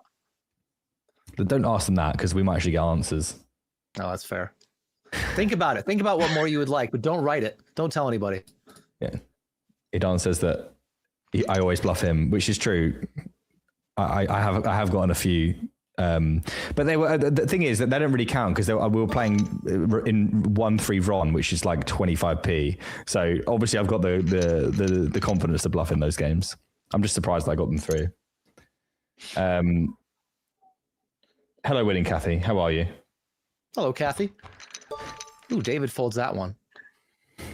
Did they fold Jack 10 suited? Jack 10 suited versus button open. I mean, I am just all the money's already in. You are so all in. It's unbelievable. Like you're hovering the scroll wheel as they're opening because they're going to open, right? Which makes it even more interesting that they haven't actually shoved because, you have to imagine you want a hand exactly like that. I mean, it's Jack 10 suited. It's 18 big blinds. 3-handed in the mystery betting main. It's not 40 big blinds in the WSOP main or anything. Like it's fine.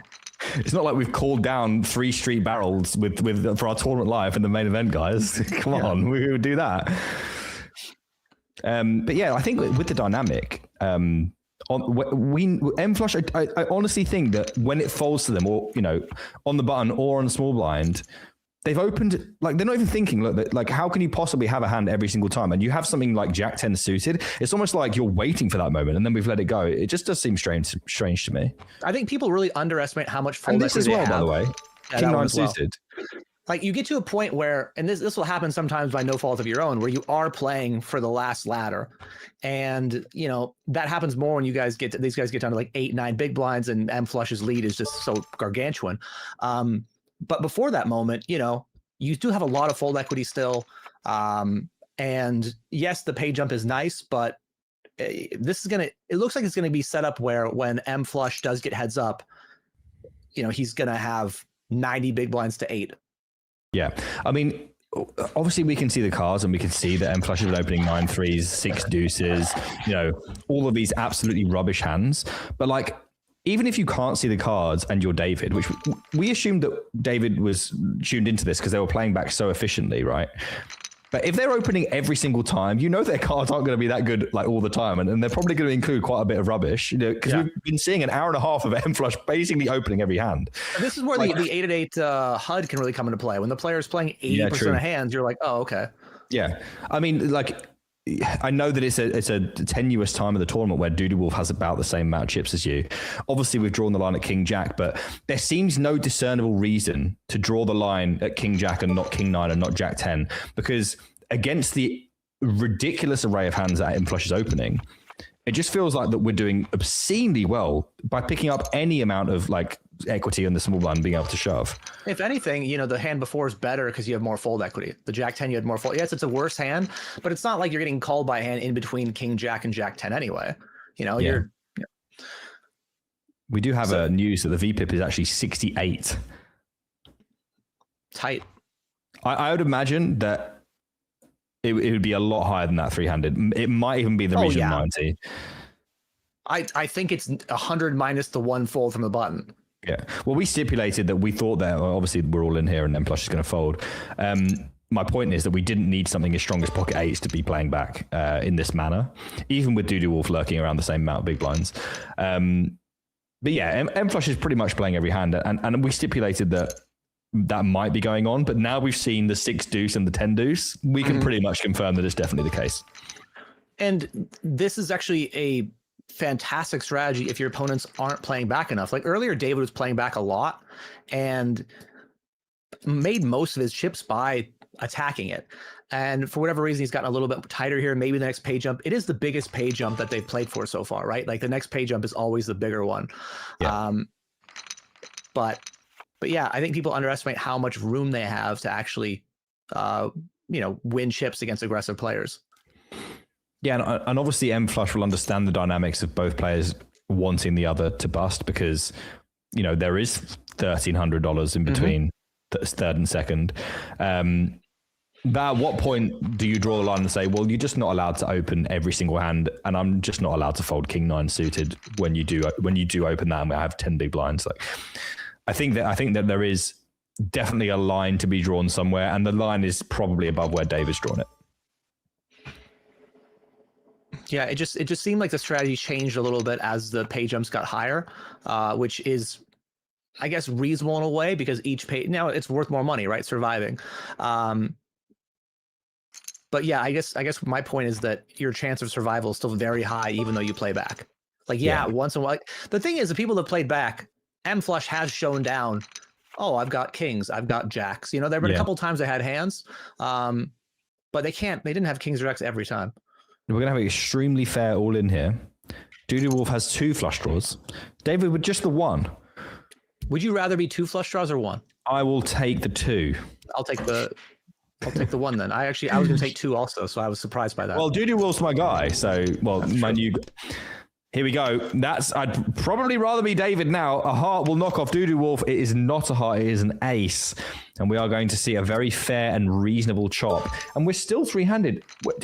We're actually half an hour or more than half an hour into our second hour, if that makes sense.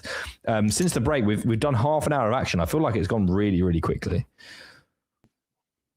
Yeah, I also think that those spots where, I'll wait. Oop. Oh, well, this is definitely an all-in and a very, very fair flip that looks like M flush is going to be knocking off another here unless Doodoo can find a 10 or a jack, and they don't. A set on the river for M flush, and we are heads up. And guys, we're very excited to show you our new heads up screen for the main event with EC and Abarone. $140 to M flush, and we are about to unveil the coolest screen you've ever seen in your entire life. You'll tell your grandchildren about it. Yeah, you could tell your grandparents; they might not understand what's going on. I mean, I was thinking tell them too, but whatever. What do you think about that, guys? What do you think about that? Look at it, Aaron. Oh, it's absolutely wonderful. It's gonna be over right now. God, it's glorious. I feel like it could be over right now. David is probably going to be all in. M flush, probably going to call. Please let us use this screen for more than one hand, guys. M-Flush has got the chance to knock off David here and end this entire tournament, but only 17% to do so, and fading the river is David. And now, rather than finishing it in one hand, Aaron, David's got 30 big blinds, and we could be here until the 6th of January. We could. Also, by the way, shout out to Doodoo Wolf, who we just talked about shoving Jack 10, Jack 10 suited. They did it. I thought it was a great shove. Just ran to a hand that was slightly better, I guess. Definitely. But it's great. We just talked about, why don't you shove Jack 10? Why don't you shove Jack 10 suited? And then he shoves it, out. and he put in 3rd place. You know, like a very important point to reinforce the thing that we were saying earlier, which is just because something went wrong doesn't mean it wasn't correct. That's one of the things that I've really gleaned from playing poker, right? Is like, hey, I think I made a good decision. I'm going to focus on that, but it can have negative outcomes. Where a lot of my non-poker friends, something bad happens, they just can't dissociate from that. Like, oh man, I made a mistake. It's like, no, you should have done what you did. It just didn't work out. Or my mum, who asked me after every single tournament that I play, like, oh, did you win this one? I'm like, no. Like, oh, well, I get back from a trip and she's like, what, did you win? No, I didn't win this time. She's like, why do you never win? It's like, it's complicated, mother. It's not as simple as it looks. Well, the other guy had better cards. LOL. Yeah, LOL. Yeah. What's LOL? Oh, forget it. You know what my mom does? My mom will interact with the A-Late Poker Facebook posts, and she will like it and tell me how much she enjoyed whatever video it is, but not actually watch it. And I can tell. Okay. You can tell that she's not watched it. Well, it's a 20-minute video, and she liked it immediately. And she told me how great it was. What do we think about that just happened? Did you see that? No. Yeah. I saw. I think the check raise is actually reasonable, having backdoor spades. It wasn't a check raise. It was a raise in position. Oh, sorry. And then a click back? No. It was a bet. A raise and a re-raise? No. You know what? I'm not sure. It was a raise in position that ended the action. It was the third raise, though. Was it the third raise? Okay, cool. It was a third bet. We can get into the I went check raise 3-bet. Yeah. So, and that's something that I think is really interesting is I pretty much have the 3-bet clicks in my range. I'm always just like, well, I'm flatting. Like, I'm just flatting. Why would if I had a set here, would I actually click it back? That's dumb. So I always just have click. Do you mean like just click? Because that was a little bit bigger than a click. Sure. I'm just calling it a click, but like, okay, cool. Just making sure that we're on the same, Yeah. So I always think the third raise is really weird. Yeah. Or the third bet. Zubisis says, are all tickets played? I assume they mean, have you given them all away? And you know what? We haven't. We've actually only given away 1. We've got 3 more to give away. 1 by virtue of Nick Thinks. 2, or the second one, sorry, by virtue of Keyword. And a third 320 buckaroo ticket that will be given away, usually by the will of justice, but it's not been oiled. So we are going to be doing a second keyword. It's all very confusing, guys. Basically, there's 3 more tickets to give away, and one of them is a 320. That will be given away after the heads-up match is finished, and the other 2 will be given away during the course of the heads-up match, providing it lasts long enough. Would you like your Nick Thanks question? I think that we can do that. I imagine that's allowed. Yeah, because this could finish at any moment, so we better do it, right? Yeah, because you might need time to think. Yeah, let's go. Give it to me. All right. So this is our first stream, our main event stream together. We have both been on this channel before. I hosted in the past, you hosted in the past. Yeah. My question to you is the number of streams. How many streams do you think you've done on 888 Poker TV? That includes this one, that includes the previous Mystery Bounty Final Table stuff that you did, that includes Takeover, that includes Home Game. Yeah, I'll blast off. So this is Nick Thinks, guys. As we see David Rinn give up the river here. You want to guess what I think the answer is to Aaron's question, and that is the one you're trying to get closest to. The closest one will receive a $109 ticket. And Aaron's question is, how many streams does he think I've done on the 888 Poker channel, either by myself or with somebody? 929? Are you guys serious? I did a very many Focus Fridays, very many.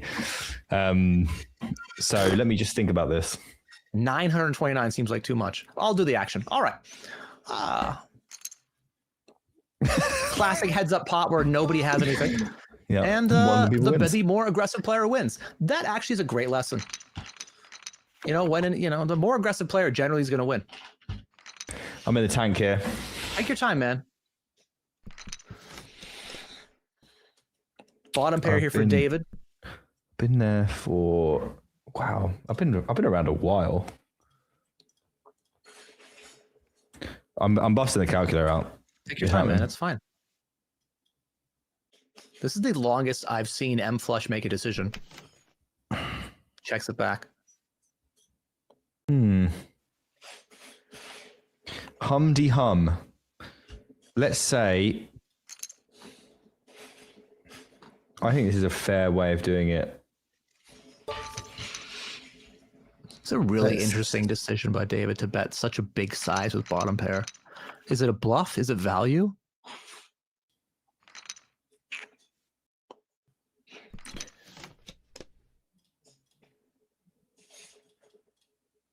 Wow. Okay. Okay, we're going to do this.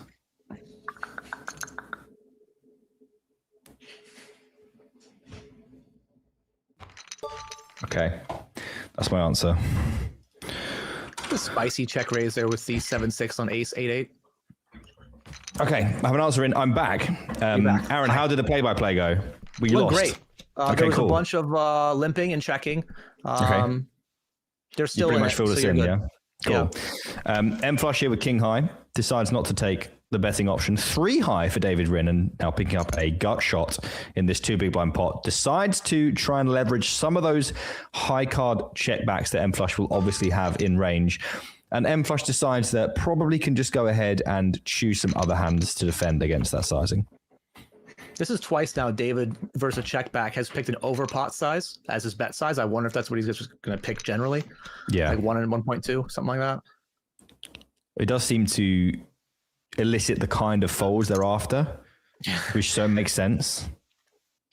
Like you can imagine them clinging on with some high card combos that they would definitely fold if they just bet small, you know. But that also means that when he does get called, it's going to be such a narrow range that it might be one that's unbluffable. Yeah, and then we just invest our money on the turn and, win our pots there. Mm-hmm. Or if it goes on for a while, then, M Flush could eventually, start calling more often versus these overbets on the turn. And therefore, once they've adapted, then David Rinn may well have to bluff some rivers. We'll see. It depends how long this heads-up match lasts for. If we get to see some dynamics that have... This is the kind of match that we would probably want, given what we've seen today, just because these players sat next to each other for the majority of the game and they played back a lot against each other. So there's a lot of, we know there's a lot of opportunity here for players to play back at each other. They won't be afraid of taking the spots they think are good, especially against aggressive opponents. And now there's no more ladders, so it'll be interesting to see if David Rinn loosens it up a little bit and finds some of those plays that we're finding earlier on 5 or 6 handed. Yeah, for most of this heads-up match so far, it's just been in-position aggressor wins pot, except when in-position player checks back and the other player takes the aggressor. Like, there hasn't really been multi-street type stuff. It's been whoever bets first wins. Yeah.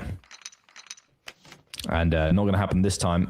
And I guess you could consider it a value bet here with the ace-3. Lots of floats from M Flush that are worse than ace-3, such as king-6. I don't think value betting the turn is super on the cards, but here we are. Anything better than this surely calls. I'm not really sure exactly what we're calling this, if not a value bet. M Flush now calls and checks the river, and I imagine check makes sense, but I thought that made sense on the turn as well. A value bet has been achieved on the turn, Aaron. I'm not sure what you think about that entire enchilada. I've been in M Flush's spot before, and I'm always really annoyed. I'm like, hey, like this. It's been an aggressive match, and I've just called down 2 streets with King High, and they show me somehow a better high card. Like, grow up, Yeah. But yeah, like I actually thought on the river there, David might have decided to barrel and try to barrel off a deuce, but he ends up getting 2 streets with ace high, which works out really well. Barrel off a deuce. That sounds funny. 4-3 offsuit here, and this is M Flush is one day, man.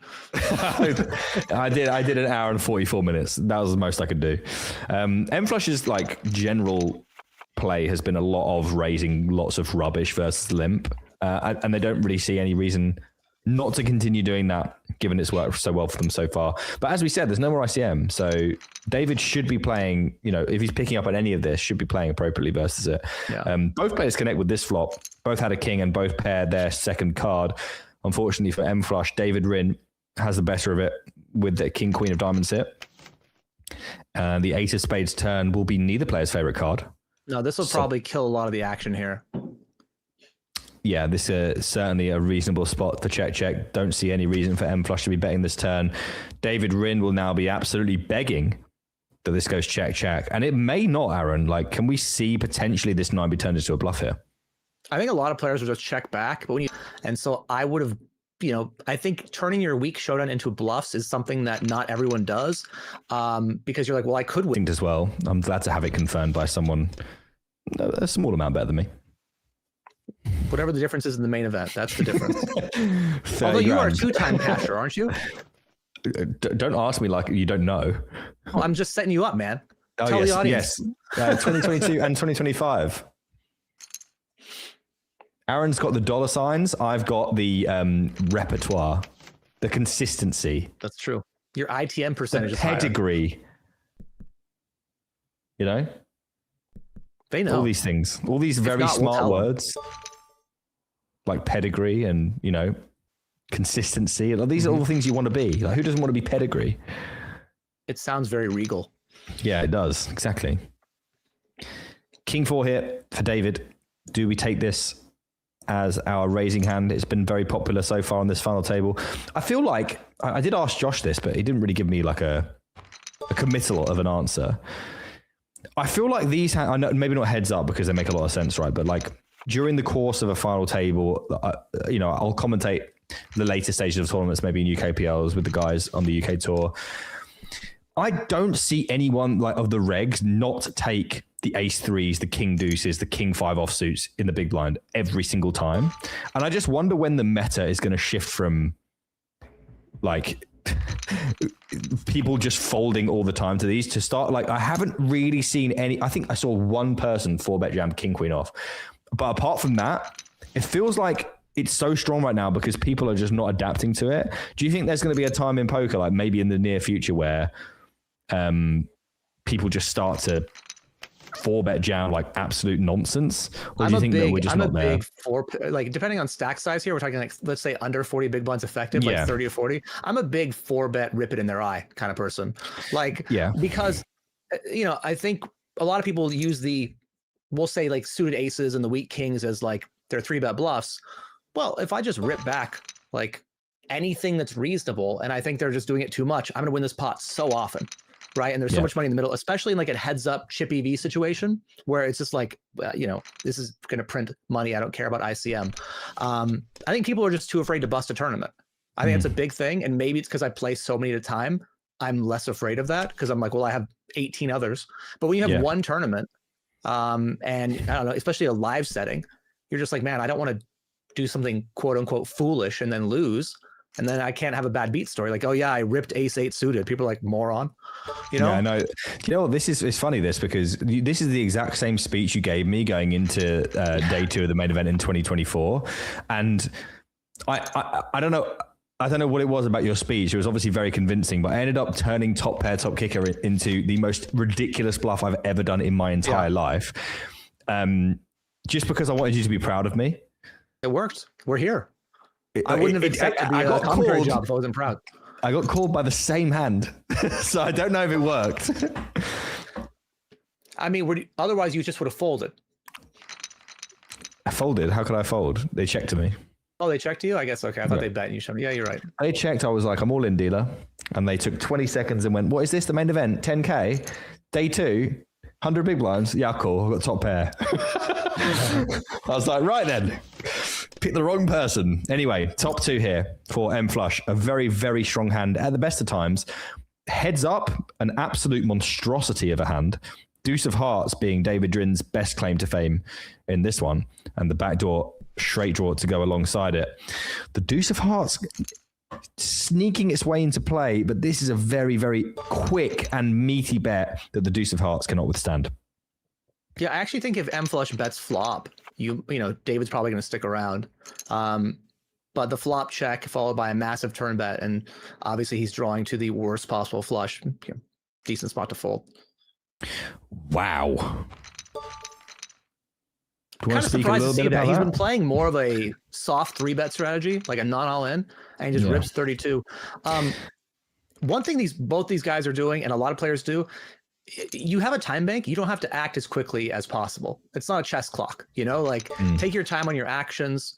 Don't try to give anything away by, how fast you're doing something, because that snap jam, that's never a weak hand. Yeah. Yeah, because if you had a weak hand and you saw an open, you'd at least want to think about, oh God, do I really want to rip 32 Biebers into their face here? Yeah. Like, it's never, ever that, exactly like you said. And, Ace Jack is like, it's exactly the kind of hand you'd expect to see there. It's like hands that don't really want to 3-bet and get called and play out of position. Ace Jack offsuit, pocket sevens. They just want to ram it and realize their equity without having to worry about playing a pot out of position against a very aggressive opponent that, let's be honest, has had the measure of the entire table, including David, over the course of this final table. Yeah, but if you give them if you just shove Ace Jack for 32 and they have Ace Queen, you lose, right? If they have Ace 4, you don't get called. But if you made a small raise, maybe they 4-bet shove the Ace 4. Maybe they click something. We saw him click the King 4 diamonds in a spot earlier as a 4-bet. So like you want to give your opponent a chance to do something, even with your middle strength hands, because maybe they'll put it in with worse. Yeah, completely agree. This river is rather interesting. Heads up, there's not going to be anything I don't think that David can do but call here. Yeah, it's a sad one, but these kind of hand strengths get elevated quite significantly when you're playing heads up. What a fold. What a fold. Anyway, great fold, but more importantly, guys, someone's won a $109 ticket. Aaron asked me, how many streams have I done on the A-State Poker TV channel? Well, show your work. I believe, unless I'm mistaken, I've been here for 4.5 years, which is an absolute miracle. I think on average, I've done one every other week. I did the amount of weeks that I've been here divided by 2. I've been here for 234 weeks, unbelievably. And they keep giving me more stuff to do. So, must be doing something right. I divided it by 2 because that's how often I think I've done one on average. And I was left with the answer, which was absolutely one-shotted, by the way. 117, Goomal 554. Congratulations. Bang on. Well done. Congrats. That is the right number. Yeah, congratulations. You won a $100 ticket. Yeah, I think it must be that many. It might be more, but it's about right for sure. By the way, we missed the spot here, but M Flush just check raised the gutter ball and barreled it through and got top pair that turned to second pair on the turn to fold. It's the first check raise barrel we've seen really in this heads up match. They've been aggressive in their own ways, but I think I'm surprised it got through, number one. Yeah. But a great decision by M Flush. Yeah, and follows on from the point that we were just making that M Flush has probably overall been the most impressive. Like their instincts have been fairly dialed in. They've taken some, aggressive spots, but most of the time their timing has been very, very good. And they've had a measure of the kind of hands that not only that their opponent can have, but how much of those hands that they can have are going to fold. And they're just pushing their opponents to the limit in every one of those spots, and they made a lot of chips doing exactly that. Yeah, and we just celebrated David for his really good fold with the 2-pair on the straight board that we both would have called down with.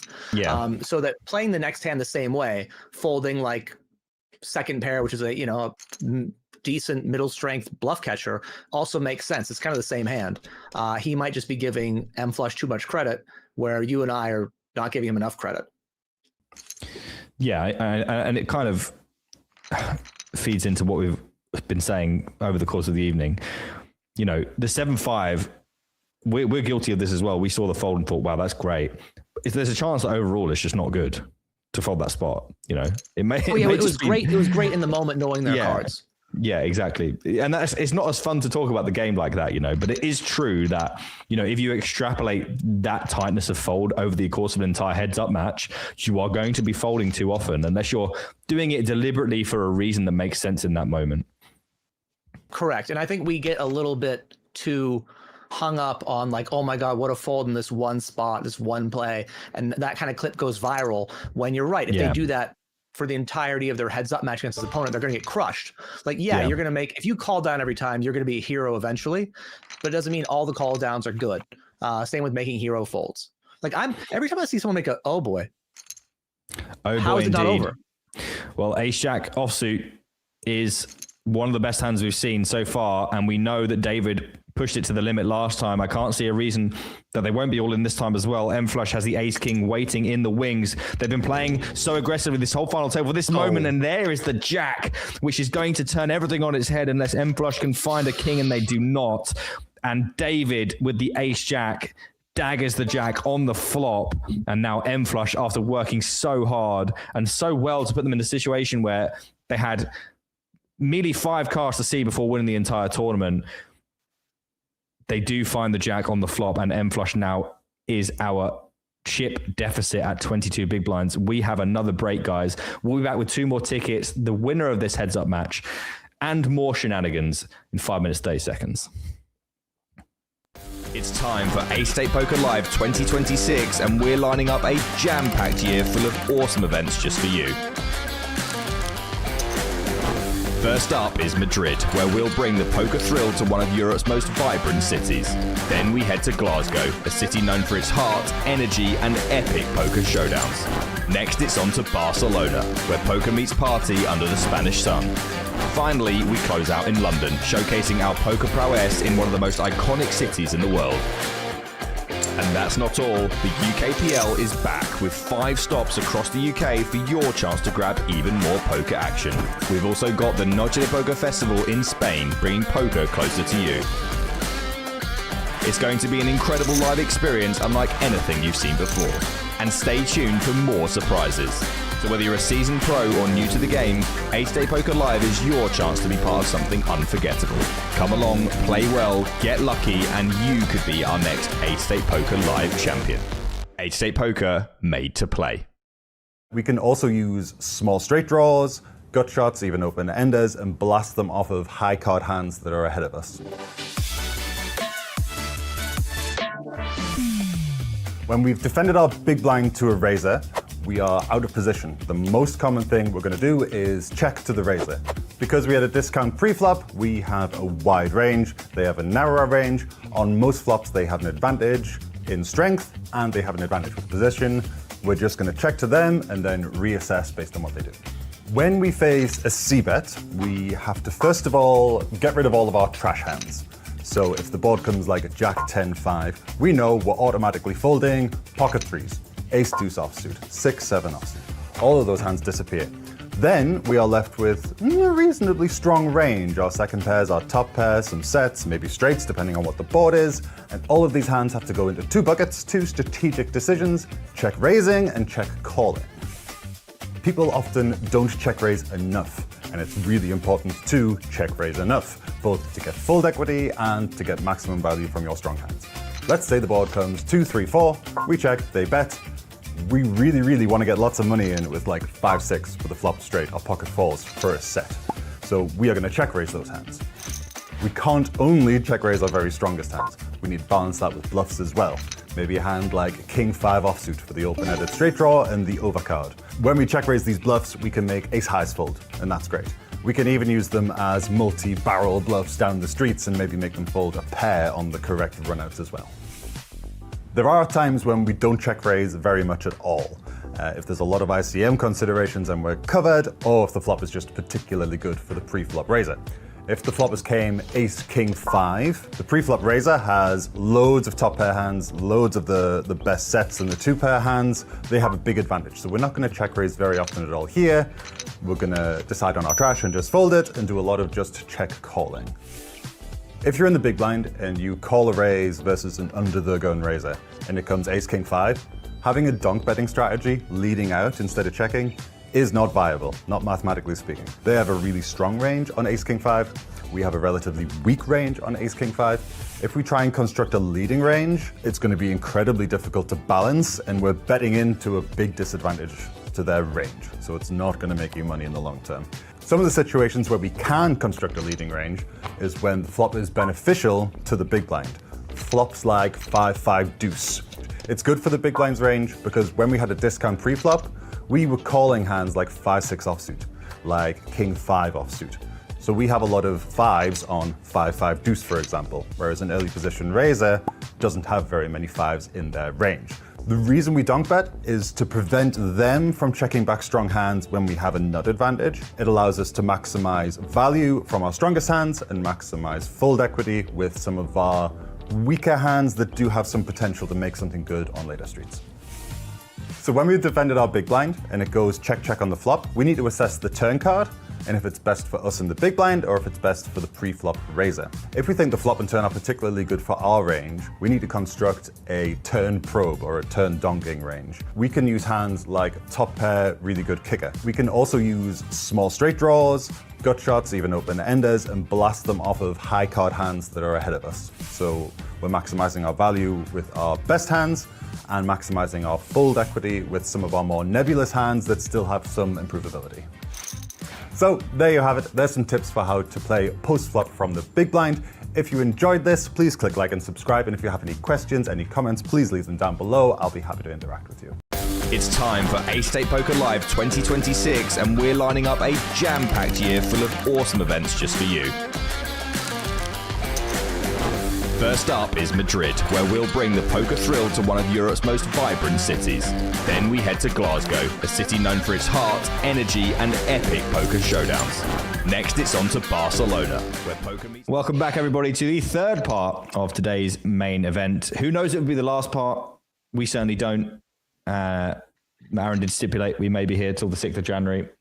We are 2 hours away from that inevitability. David here, just before the break, we had a hand to end it all and send everyone to bed. Well, we would have done our ticket first, not just any ticket, our $320 ticket giveaway, which is still coming, guys. But we first of all have to complete this heads up match, which could go on for a little bit longer still. And this is actually, I think, a really obviously important part for M Flush, not only because of the money, but like he's been cruising. Came in the final table as chip leader, did a really good job chip up, got some bounties. Everything kind of went their way. Yeah, they lost a few pots. They never lost like their stranglehold on the chip lead. And now your heads up. There's nowhere to go. You have to keep playing, and you just lost a huge pot. Like I think having the break was really helpful for them, but you kind of learn a lot about a player and how, I guess, resilient they are by how they act after a spot like that. So excited to see what he does. And he just check raised out of the gate. So I guess we're finding out right now. Yeah, it's not exactly the same, but when I made my first ever final table on the Ace State Poker closer in London, and then made my first ever heads up in the same tournament, outlasting abarone 68, I had a massive chip lead heads up. Then I had not so much of a chip lead. It was like more close to even. I was still chip leader, so it wasn't exactly the same as this because I never had the deficit. But when I lost that hand, because I'd played like I felt quite, even if I didn't play well, I felt like I'd played okay. I still felt pretty good, even though I took the hit. I took a hit that I had to take. So I wonder if M Flush is just feeling like they played pretty well. Like they've had the better of David for the most of the night. You just got to play their game. Yeah, we've got 20 big blinds, but I know what to do with them. So let's go. Yeah, I mean, for your heads up match, people in the chat don't really realize it. It's late in the night, early in the morning, right?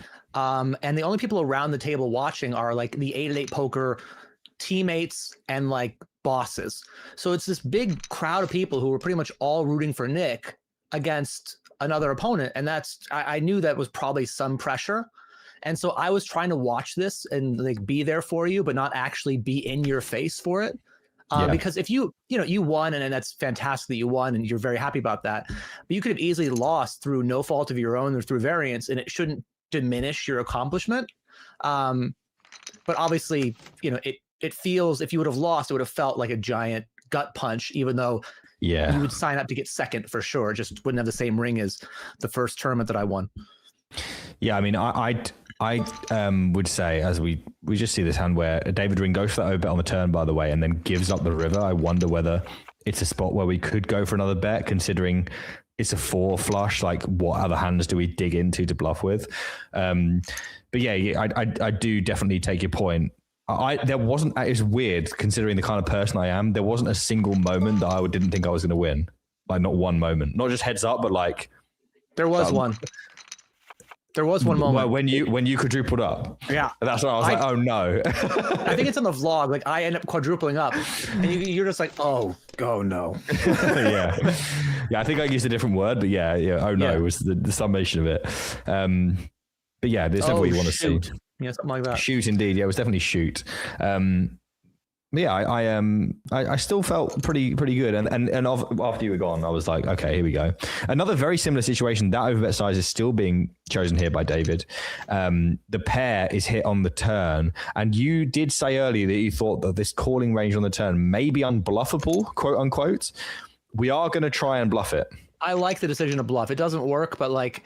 You can make hands like King 10, King Jack fold. There's all the spades out there that could brick 8, 9. Like it's hard to have a worse hand than 6 high, you know? So when you get to the river with the worst possible hand and your opponent could fold better, like probably good to try. So you think like just trying to knock over those like high card regions that auto fold is better than maybe trying to get a queen to fold? Like I was wondering whether... I mean, we ended up on 2/3. I wonder whether that's sort of in the middle of the two things that may be better. Like blocking just probably folds out those jack highs that you're on about. At shoving, maybe folds out a queen. What does 2/3 accomplish that block doesn't?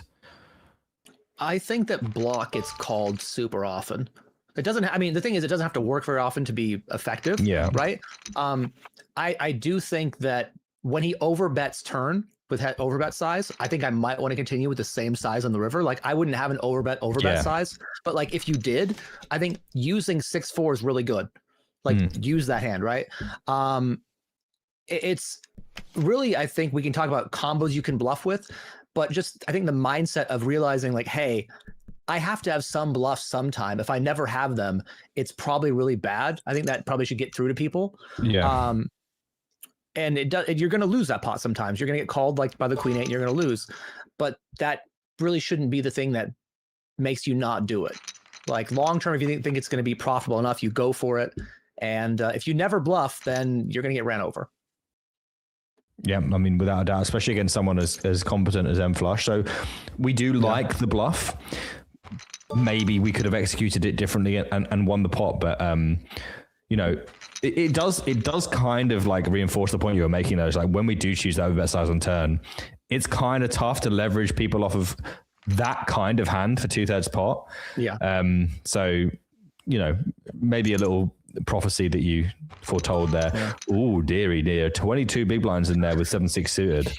So they've both started doing this. They've both started saying like, you limp on my big blind, I have anything good, I'm going to shove it back. And like, I admire we'll call it chutzpah, but like, I think 22 big blinds is quite a lot. And I wouldn't be doing that often. How gently put a wow. Action flop. Well, I mean, this just gets most tournaments done. King 10 of hearts here on the king high 2-heart board. But the other two cards are Queen 5 for M Flush, who, as we know, likes to check raise these spots. And David, I mean, not only will he not go anywhere, he will be delighted not to go anywhere. Probably proceeding with just call here, as we know M Flush has been very active versus bet. We do just call. The turn is the 4 of clubs, which is unbelievably clean. I wonder whether we just jam here as M Flush unblocking that top king. And we've already seen a check raise being called. We do jam. It has to be a call. And David needs to find help on the river and does again with the 10 of clubs. A heart would have worked. A king would have worked. Even a 4 would have worked. So there was a lot of outs for David there. M Flush gets it in with the best of it one more time. And it's still not enough. You really can't fault either player there. I thought they both played their hands absolutely perfectly. And as we both know, sometimes both players play perfectly. Someone has to win, someone has to lose. Like, yeah, and in that spot there, it's very difficult not to play perfectly. There is no point in which both players cannot do exactly what they did. I think a lot of players might just shove flop with the king. You know, like I'm not saying they should, but a lot of players will fast play the flop with the top pair and flush draw when like you get so much value by just calling. Wow. Look at this from M Flush. Just not perturbed at all. Just continue swinging, the only game plan that they know. I mean, they pulled themselves back into we said, you know, can they recover from this hit? They recovered. They picked off a bluff, you know, with just a pure bluff catcher. They were never being any value there with that 6 big blind river bet. Picked it off, took the chip lead, found another amazing spot for their money. Obviously a fortunate one, but David hanging on at King 10 of Hearts, makes that 2-pair on the river, and the game goes on further. And it's good for you guys because we still have 2 tickets to give away. One of them will be given away after the heads up is finished, because we don't want to interrupt the drama of that giveaway if we can help it. What a great way to phrase it. Yeah. That giveaway is worth $320 worth of ticket. You know, you could be playing in the same tournaments as Aaron Barone. Tell me when you win the ticket, tell me when you're going to play. And as my, as a good ambassador, I will be there. I will play. Yeah, that is. Unless it's Poker Utopia, because I don't want to play against him. Yeah, I've discovered that I also don't want to play against him, but alas, I have no choice because, once I start, I can't stop. Once I'm in the pool, I have to play, so like I can't be like, oh, sorry guys, the stream is 10 minutes today, Utopia's here, I don't want to play anymore. So, I'm just there. Much the same as a tournament, I guess, but then, dude, and tournaments are gonna be so much harder for you because like, I'm not sure you'll be ready. You're just like, oh, well, I guess I'm locked in for 8 hours now. Yeah, true. Well, when I play my new staked micro series and win you loads of money, Oh, I can't wait. You just want to see me in pain. That's the only reason you're doing this. No. It's not me. We want to see you in pain. Oh, yeah, sure. This is the whole brand. Sense. Yeah. Well, we got another situation here. That overbet sizing being chosen again by David. This time, though, with the top pair and the best hand, M flush with the nut flush draw and a pair of 4s, and makes 2-pair on the river. A very disguised 2-pair as Jack 3 is now behind, does go for the value bet block. I'm not sure what you think about this one, but it does seem a little bit thin. And M Flush obviously has a very, very easy value jam here, which I think probably doesn't get looked up. But we know these players have been attacking weakness, quote unquote, in a lot of spots. And it's a small bet. Does M Flush just think he can get it through? This time, they didn't want to get it through, but they do take down the pot and equalize things just a little bit more. And these 2 hands as well can get you into some trouble around 20. And it looks like David, by the way, is going for the limp, maybe 3-bet shove here. That has been the meta so far on this heads-up table. I wouldn't be surprised to see it again. Does just decide to call this time. Yeah, he did this once before with the ace high when he was up against King Jack on the King Jack blank board. Don't mind it. I think it's fine. You do want to have some aces at limp call. You can't just, only shove them all back. Yeah, pretty strong draw now on the turn for M Flush. And David not really finding what they were looking for here, anticipating a bet here from M Flush.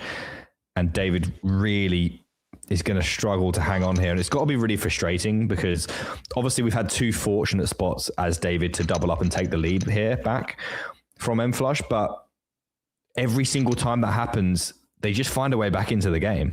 It feels like all the little pots are going M Flush's way, and then the big ones are going David's way. Yeah, and this is going to be another small pot that's going to be very, very hard for David to win because M Flush has got not only 2 overcards, ace high, but also has that ace of hearts for the nut flush draw. And a double gut shot is going to get chosen as a check race in. No heart in hand for David, and M Flush won't mind this one bit. It looks like it's just going to be call from them. And they do call, and the turn is going to bring in that nut flush. Not the absolute nuts, though, because the 5 of hearts and 10-9 of hearts are available for straight flushes. Not something we're going to concern ourselves with for 23 big blinds, but definitely a factor worth mentioning as M Flush now with the nuts. Pair plus gut shot on a 4 flush, not very interesting for David. And M Flush, I believe, Aaron, is going to take the lead again in this heads up.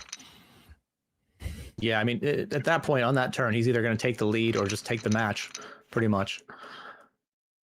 Yeah. I do like check raising there. I might even bet turn in David's spot. Like, I think the aggression itself's been fine. Ooh. Maybe I'll take a little bit of issue with some of the sizes that David's picked, but like, I would say he was playing near flawless for like 80% of this match. And like against aggressive players, you do some different things to try to win pots. Like it can get really frustrating to lose 8 pots out of 10. And I definitely understand that. I mean, this is somewhat interesting, at least noteworthy for me. David Rinn has put the deal check mark on, indicating that they'd be willing to discuss a deal. Now, I don't know what you think about this, Aaron. I think the general... if I was them right now, I'd be taking it off because I've just turned 2 pair. And I would leave it on. Yeah, you leave it off. I'm taking it off in my head though. As M Flush goes for a bet, and it looks like we've got two very, very good options here. One is call, and one is to make a probably small non-all-in raise. This hand, it seems fairly reasonable to take the aggressive path due to unblocking the top regions of the board. We know that M Flush is probably not looking to continue versus this raise if it does come, but it doesn't mean that it won't come, and it doesn't mean it won't be the right decision. Yeah, I like calling. Like the issue with raising here is that, you might actually stack like ace 8, I guess, maybe. But even that hand right now, ace 8 or pocket kings probably just calls, and then, we'll see what river is. Again, you want to give your opponent chances to bluff, and both opponents have shown a willingness to do that, right? If he just calls there and that river's a king, this match might be over. He might be the champion. But as to your point about the deal, I think when someone hits the deal button first, that is an indicator that, they don't want to play me anymore. They're done. And when they don't want to play me anymore, I want to play them even more. So I really only hit the deal button out of like ambassadorial kindness, sometimes. Sure, mate. Whatever you want to say. Yeah. Or I did a deal yesterday in a tournament, but I had 22 tables up and there was $500 up top. And I wrote in the chat, I was like, I need table space. And when they were like, all right, we'll do a deal. So that was cool. Well, that is one way of doing it. I mean, I was going to say that, that is a way that you read it. And I wonder if that maybe doesn't change M Flush's way he plays, but it's got to feel pretty good. It's like, well, we've been playing and I just keep winning all these small parts. And this guy clearly doesn't want to play against me anymore. It's like, I don't know if you watched the darts the other day. You probably didn't. No, I never watched darts over there. But basically, this guy was in the final playing against this other geezer, and the world number one was playing quite well, and this guy started to fall apart a little bit, and then his shoulders went, and he started, his body language wasn't quite there, and then it seemed to just feed into the number one. He was just like, right, you're gone now. Like that, you can't beat me if you're going to be like that. And he just started putting him away. And I wonder if there's some sort of mental thing in poker you can do as well. I mean, I know the margins are a lot smaller, and we are only 22 big blinds deep, but it has to feel at least somewhat good for M Flush to see that deal buck go on. Yeah, it for me it does. It always kind of signifies, again, they don't want to play me anymore, which is great for me, right? I did try to do a deal recently. I got heads up in a tournament against Adrian Mateos, and I did the deal button just because if he said yes, I'm like, yeah, this guy agreed to do a deal with me. Like, that's pretty good. And then guess what? He chose to not deal, but then I beat him. So that's actually better. Yeah, I mean, you were looking for a really good segue into saying that you beat Adrian Mateos heads up, and you managed to find one. So fair play. I plan on mentioning that every week, just like you mentioned the closer. Part of our segments. Yeah, one of those is not like the other. Yeah. A pair of fives on the river here that's probably not going to be good. David Rin does maybe bail themselves out with the 5 there, because I imagine if the river's not a 5 or a deuce, then you kind of just have to go, oh, well, I guess I'll toss in some chips and hope I win. But when the 5 gets there, it's almost like you have a let off, even though it doesn't really change that much in terms of how often you win. It feels like you can get away with checking and you won't look silly. Maybe they'll have ace 3 and I'll win, Yeah. And you convince yourself that as a result, you can, maybe get away with a check. Yeah. These guys really, neither of them are folding pre, by the way, from the button.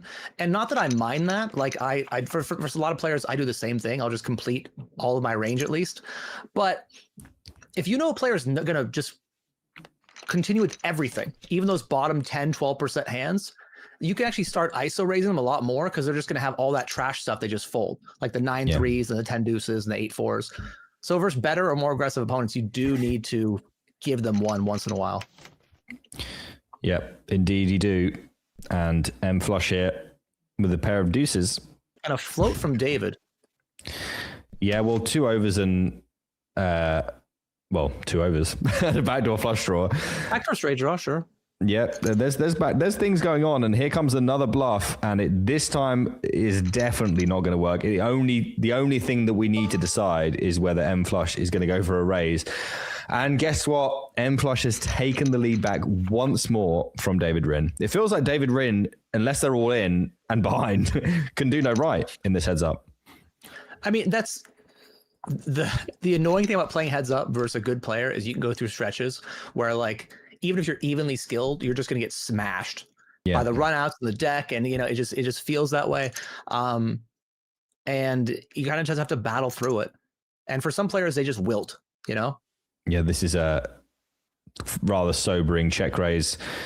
Unfortunately, just taking all those backdoors and just going, David, you got that deal mark on. I am going to put the hammer. I totally get it.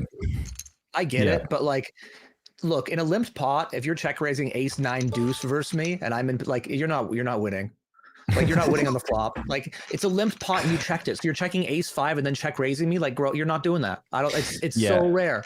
But you have to, in fairness to M Flush, they may have a fair read by now on David Rin's style of play that they're not, even though they know it's nonsense, it doesn't matter that it's nonsense. If they're playing against you, they may not choose the same lines, They might have ace 5 and I'll just pay him off, but my whole thing is you might bluff me in that spot, but it's not going to be on the flop. Whoa, here comes the king 3 offsuit, by the way, from David, who I believe the term has had enough. It's a bit of frustration. It's okay, I'm not winning these small pots. I think I have the best hand now. Let me move it in. But it might happen here. Oh, here comes limp. Yeah, and then Flush is going to go for it here with the A7 as they must. And the 2 8s are well in the lead here for David. We need to see an ace on the river, and we do not. Or a 6 would have been good as well, by the way. Annoying, yeah. But it's neither of those. And the pattern continues. Although this time David did have the best hand. They went for the limp trap, knowing that M Flush has been piling on the pressure. And when you do play that high risk, high variance style, you're going to end up all in and behind sometimes. And that's exactly what's happened to M Flush there, who now himself goes for the limp with the queens. David Rin thinks it's his time to win the tournament. And they could not be more wrong as the 9-3-3-9 rolls off and the chip leader changes once again. Well, back to where it was. Not quite where it was, but yeah, effectively, both players went for the limp trap. Both of the other ones swallowed it whole. I would say this, the 6-4 of clubs was a little bit more emphatic of a swallow in that sense, because it doesn't seem necessary. But we did go for it anyway. We saw a limp and we got very, very excited. I think David, I might be wrong, maybe in the frame of mind that at least in that moment there, aces, at least in that moment there, they were looking for what if I just jam and he folds and I chip away a little bit more and there's a little bit more wiggle room, or maybe they call and I just get there and this can all be over. Does that feed into that decision? Maybe a bit more than it should. I think that he's had such a rough time of playing pots out of position. They honestly both have. The player in position has been just crushing, and so they're both trying to negate that by these deep shoves. And that can work, but it works only so often. And then you get the money in with 20% equity. Yeah. Well, a couple of things to deal with now, guys, because we are pretty much even after playing this heads up for a very long time now.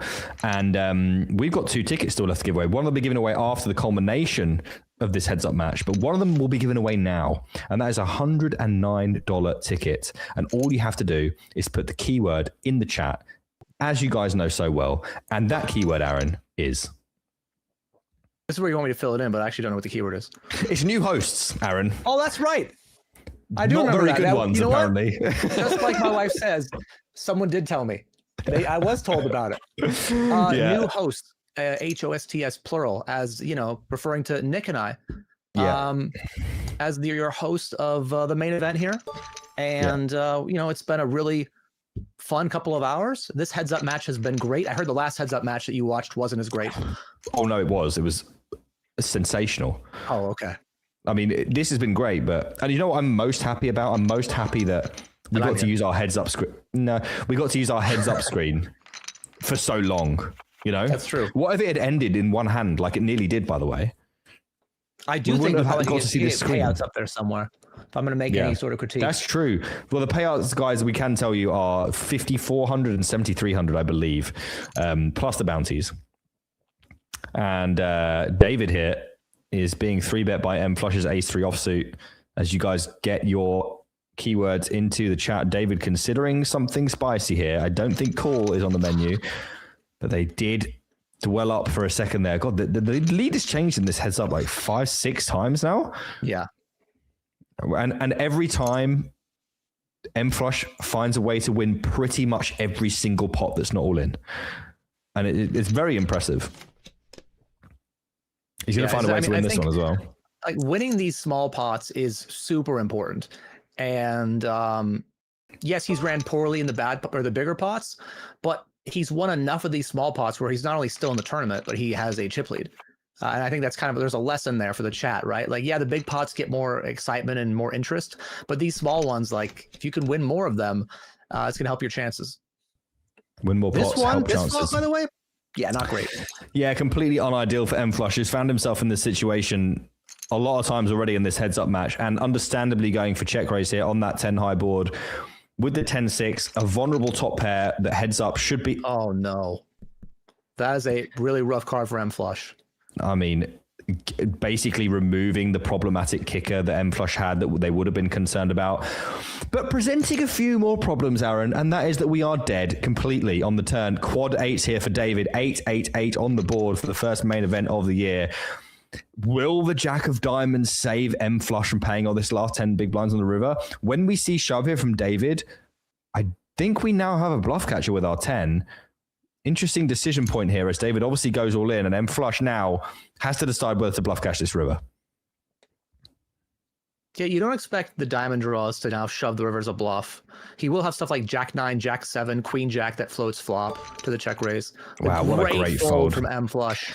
Yeah, mFlush is absolutely dialed here. I mean, you have to imagine that if the river wasn't an overcard to the 10, that there's absolutely no way that we'd be finding fold there. But it's just the nature of the board. Like, how do you ever bluff this board is probably what mFlush was thinking. Like, yeah. Also, like, do I need to, like, first of all, do I think that this is bluffed very often at all? Do I think I beat anything that isn't a bluff? Probably not. So, you know, do I need to get myself entangled into this and give the chip lead up again? Or can I just continue doing exactly what I've been doing and winning every single pot under the sun, apart from the ultra coolers, which I couldn't do anything about anyway? You know, it feels like all in all, we just make the decision to just let that one go and just keep our chip lead. Yeah, he's in firm control of this match, I think. Like, his decision there's a giveaway occurring. And the giveaway has been run by Bodia Flash. Bodia Flash won. You have won the $109 ticket giveaway here. We do have one more ticket left to give away after this heads up match is finished. And that is worth $320. I had to close my eyes to say it because it's just getting a little bit painful. $320. Yeah, his decision just to like check raise flops has been super profitable. And he really hasn't seen any resistance. And that kind of goes in the equation of like, oh, well, now I'm getting resistance and now everything kind of got there. Yeah, and how can they possibly be bluffing? They have bluffed. Don't get me wrong, David has bluffed. Mm-hmm. But how does one bluff on 10-8-8-8, like after calling a flop check raise and then betting the turn after check 2 and then shoving the river? Like, you no longer have a 10 when you shove the river, I don't think. So it's just like, yeah, I mean, mFlush wouldn't have folded on a low card, but you have to imagine they go, yeah, you probably got a jack in this spot. Go ahead and take it. Or even an 8, obviously. Or even an 8. And it's just like the worst hands in David's range are probably like he made a flush or he has some sort of ace high, king high showdown, and none of them are likely to turn into a bluff. Like I had mentioned earlier about taking the bottom of your range and turning into a bluff. You know, if a player does that, then mFlush might decide to call river, and this match, you know, could be looking a lot different. Yeah, I think that's bang on. And I mean, from what we've seen of this heads up match, we may be quite far away from an ending. Obviously, we've had a lot of opportunity to get this one done, but the deck has had other ideas. Here comes the 8-4 offsuit from mFlush, continuing to hammer away at those limps. It doesn't matter how many limps we see. And unfortunately for them this time, I believe that we will be meeting resistance here. The straight draw on this dry board is going to have to be at least defended on this flop, and so few available outs to barrel here for mFlush that have any equity. Obviously, he has no equity, but this might be a path out. Like, this is a great card for him, obviously, for what you know, we expect his range to look like. Still, David's going to continue. Now, this is the hand of the tournament right here. Can mFlush find the bluff? No, they didn't find it. They thought there just wasn't enough folds left on the river. Now David has to bluff, and he doesn't. He gives up the jack high, and jack high is good. And they are right back to level again. Both players bottle the river bluff, and somehow nobody's found a way bluffing to is so bluff fun. the other Why do you guys hate player out. Bluffing? It's so fun. I feel like both players had, like, I don't want to stop short of like mandatory, but it feels like they both had to bluff in my mind. Like the 8 high, there are draws that can fold. There are pairs that can probably fold. Like, do you really want to be there with a queen and being shoved on? No. I know it's only for half pot, but it doesn't even need to work that often, right? It doesn't. And here we go again. Like, it looks like David's going to take the chip lead here. Goes for check. Decides to check the river, goes for the trap, and ace high, obviously a reasonable check back. And now David has the lead once more. And honestly, it just keeps happening. Like, every single time we think someone's going to take an advantage, it's taken away from them straight back. Yeah, I really expected to see both players bluff the river, and to see none of them bluff, part of me died. But hey, Jack high somehow had showdown value. I mean, look, when you've got Jack high in that spot, like, I truly believe in my heart of heart, Aaron, that there is no value hand that M flush could have there that would check the river. Like, what are you going to check for 8.6 remaining that's good? That happened. Like, a lot of players fall into that pattern, and so then you can just like shove the river and know that you're just getting infinite folds, which is great. Yeah. And the tricky players will have some checks, and M flush has been pretty tricky. But I think what ended up happening is he just thought, I got called twice, I'm never getting this through. Like, this guy's just not folding, because he really hadn't folded versus the ISOs that much. Like, or he had folded, but he had ace high the times before. Like, that Jack 9 off limp call, I don't think he makes that early in the match. I think we're late in the match, and he's, David's a little over it, and he's had enough.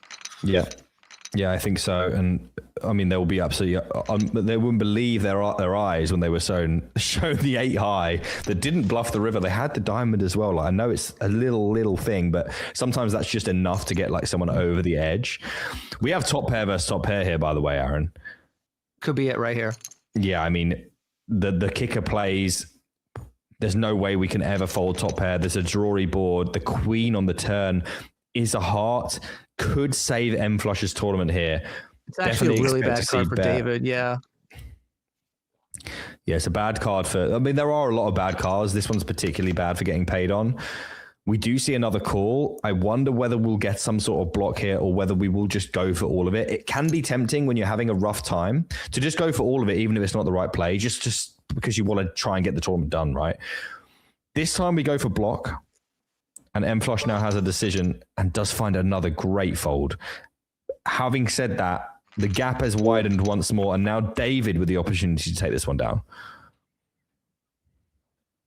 I think we got at least one more double up from M flush, right? At least one more. I mean, like you said, 6th of January. I'm not sure that you're going to be far off, to be honest. But David now, I wonder if you get to that point in tournaments where you've been back and forth. Like, I know they had it with the 6-4 of clubs, and they maybe got a bit out of hand. But like, sometimes you can just feel like there's a hand that breaks someone's back, and maybe we've just seen it. I know it's maybe a bit early to say, but like, David's morale has got to be, up and down all over the place. I wonder if it just gets to a point where he's like, okay, this is me. This is the time that I have to capitalize on this. Having said that, M flush just refuses to ever give up a pot. Wow. I was going to say, I don't think this really works, and somehow it does. Yeah, I mean, it has worked all day, and that's what's been keeping them in the game. Like, they haven't won an all in, basically, Aaron. Like, they won one all in. Just a lot of like small raises over David's bets, which have been very effective because David hasn't really been floating, which actually makes that fold on the quads versus full house board a lot more understandable. Yeah, like, my opponent hasn't been continuing. Now he continues. He must have something. Yeah, completely agree. And here comes another raise. Absolutely dialed in. And now what I just said about sniffing the end here for David is just completely out the window, because just 2 small pots, and now M flush is 1 double up away from flipping these leads, and they're definitely going to win this pot, barring catastrophe. Snap check 2. back. 2.8. Maybe, yeah, they're trying to buy a 2.8 here. I think they noticed. This time we go for the 1. Interesting. And we get another snap raise. And like you said, unlikely to be a bluff. Not that it matters because you have queen high. But those snap decisions, like, they do rule out things you can have. It does. Like, it doesn't hurt to think about the spots, guys. To take your time and think about it. Oh, we're not all in. I'm surprised not to see all in here. M flush doesn't take this time the 7 deuce as like an ISO raise versus limp that he's been doing. I wonder if that's a product of being off 15 big blinds. 3-5s is probably going to be enough. You never know with M flush. Could just decide to check raise like any. I thought he was going to check raise. Like he's been check raising so many boards. Like I think he could have just covered his cards and check raise every flop and print. Yeah. I mean, that's pretty much what we've been seeing, to be honest.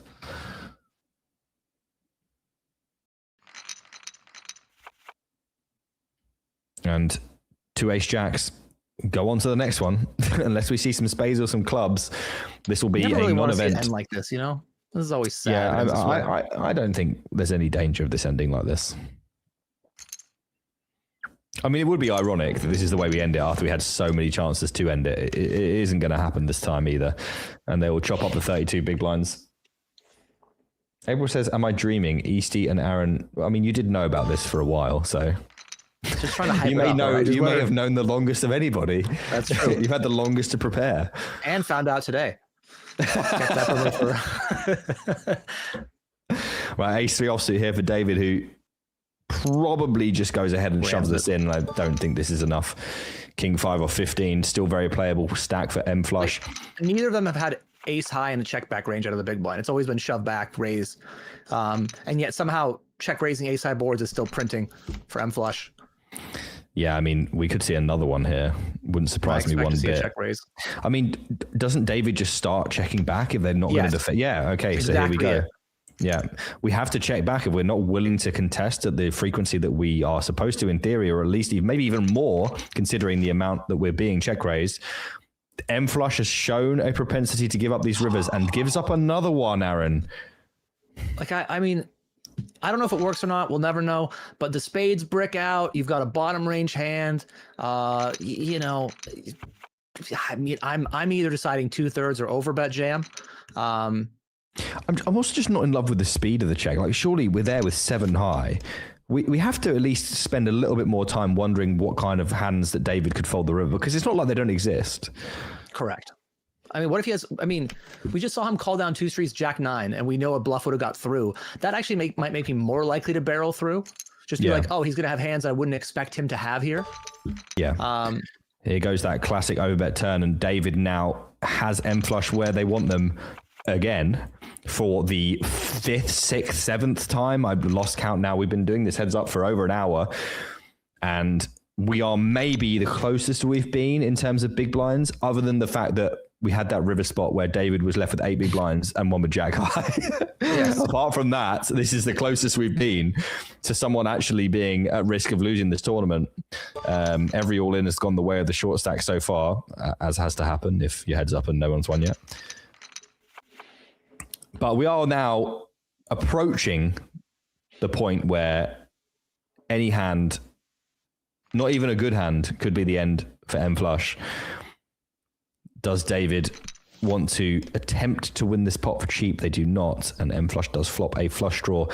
Considering how weakly David has flopped, it looks like they may not lose any more chips here, or are they tempted to try and keep M flush below that 10 big blind mark? This will not work.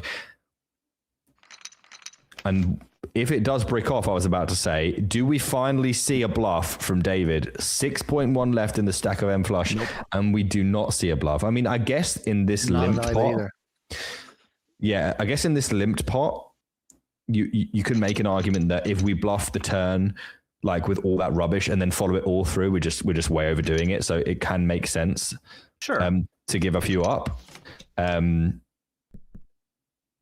That's a very good flop for M flush, and who is absolutely not done yet.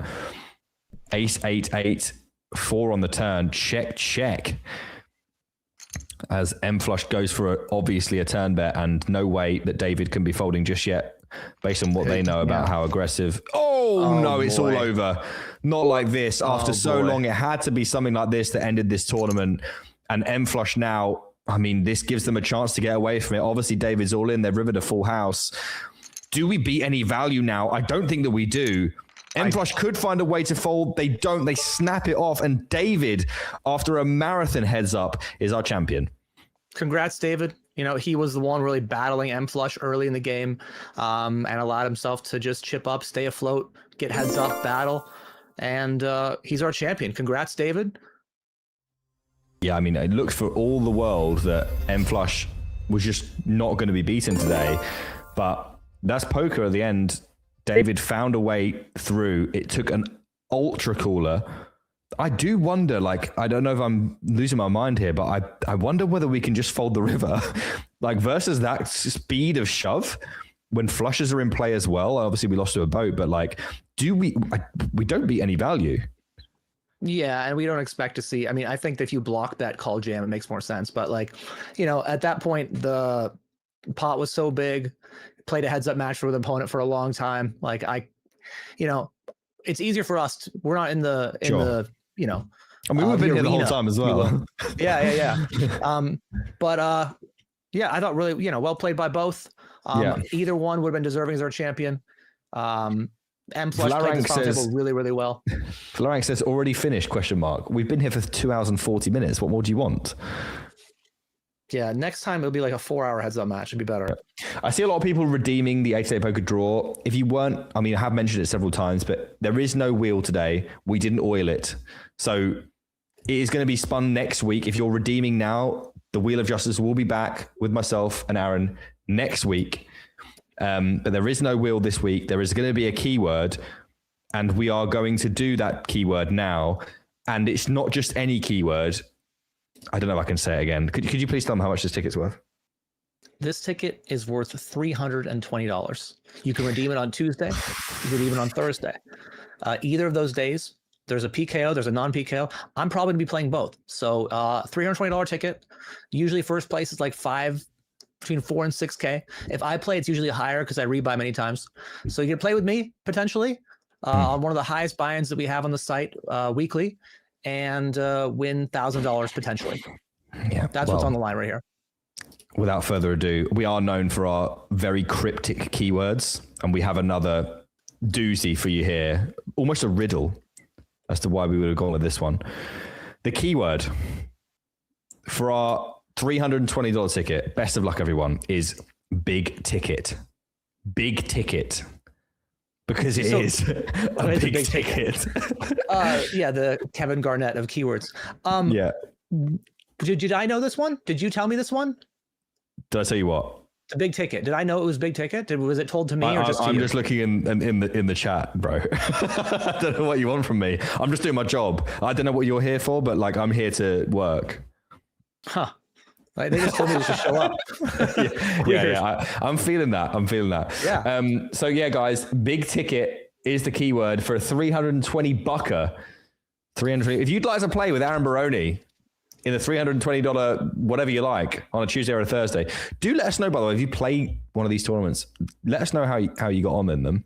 And remember, next week, guys, we are back, myself and Aaron, with another main event.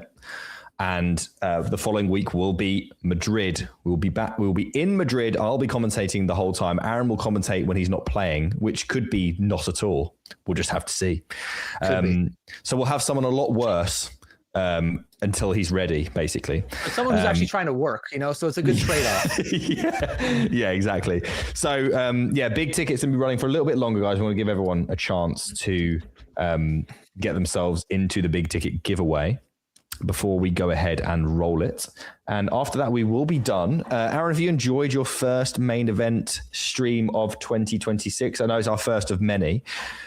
Yeah, I had a really great time. You know, you and I have worked together before, and you know, I feel like we get along pretty well, and this is fun for us. And it's obviously an incredible opportunity for you and I to do this sort of thing. Like, I've always loved the game of poker, and the idea of just, you know, getting to talk about it and not have to worry about the turn of a card affecting my bottom line is really nice. And I just had a great time. I'm excited for next week and the weeks going forward. And we'll get on those segments of ours so we can just have more random funny material that we enjoy, like stuff involving dragons we haven't talked about. We probably should do that. No, we haven't done any dragons. I'm not sure that we're allowed to do any dragoning.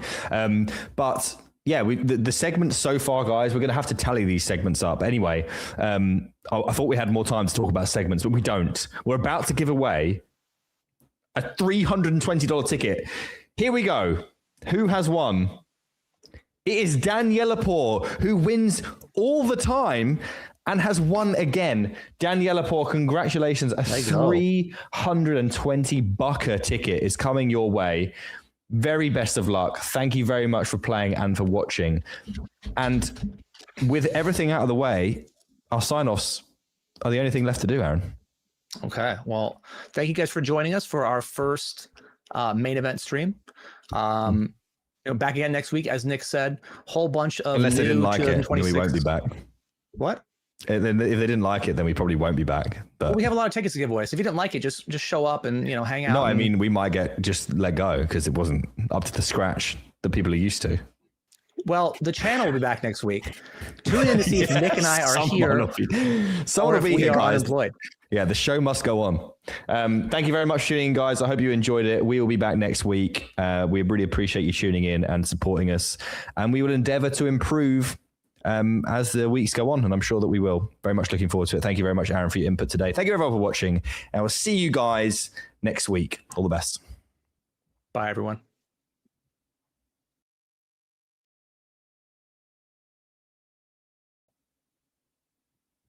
We're still here. I just froze. I'm just going to freeze like Mannequin Challenge. We are going for a raid, guys. This is not our fault.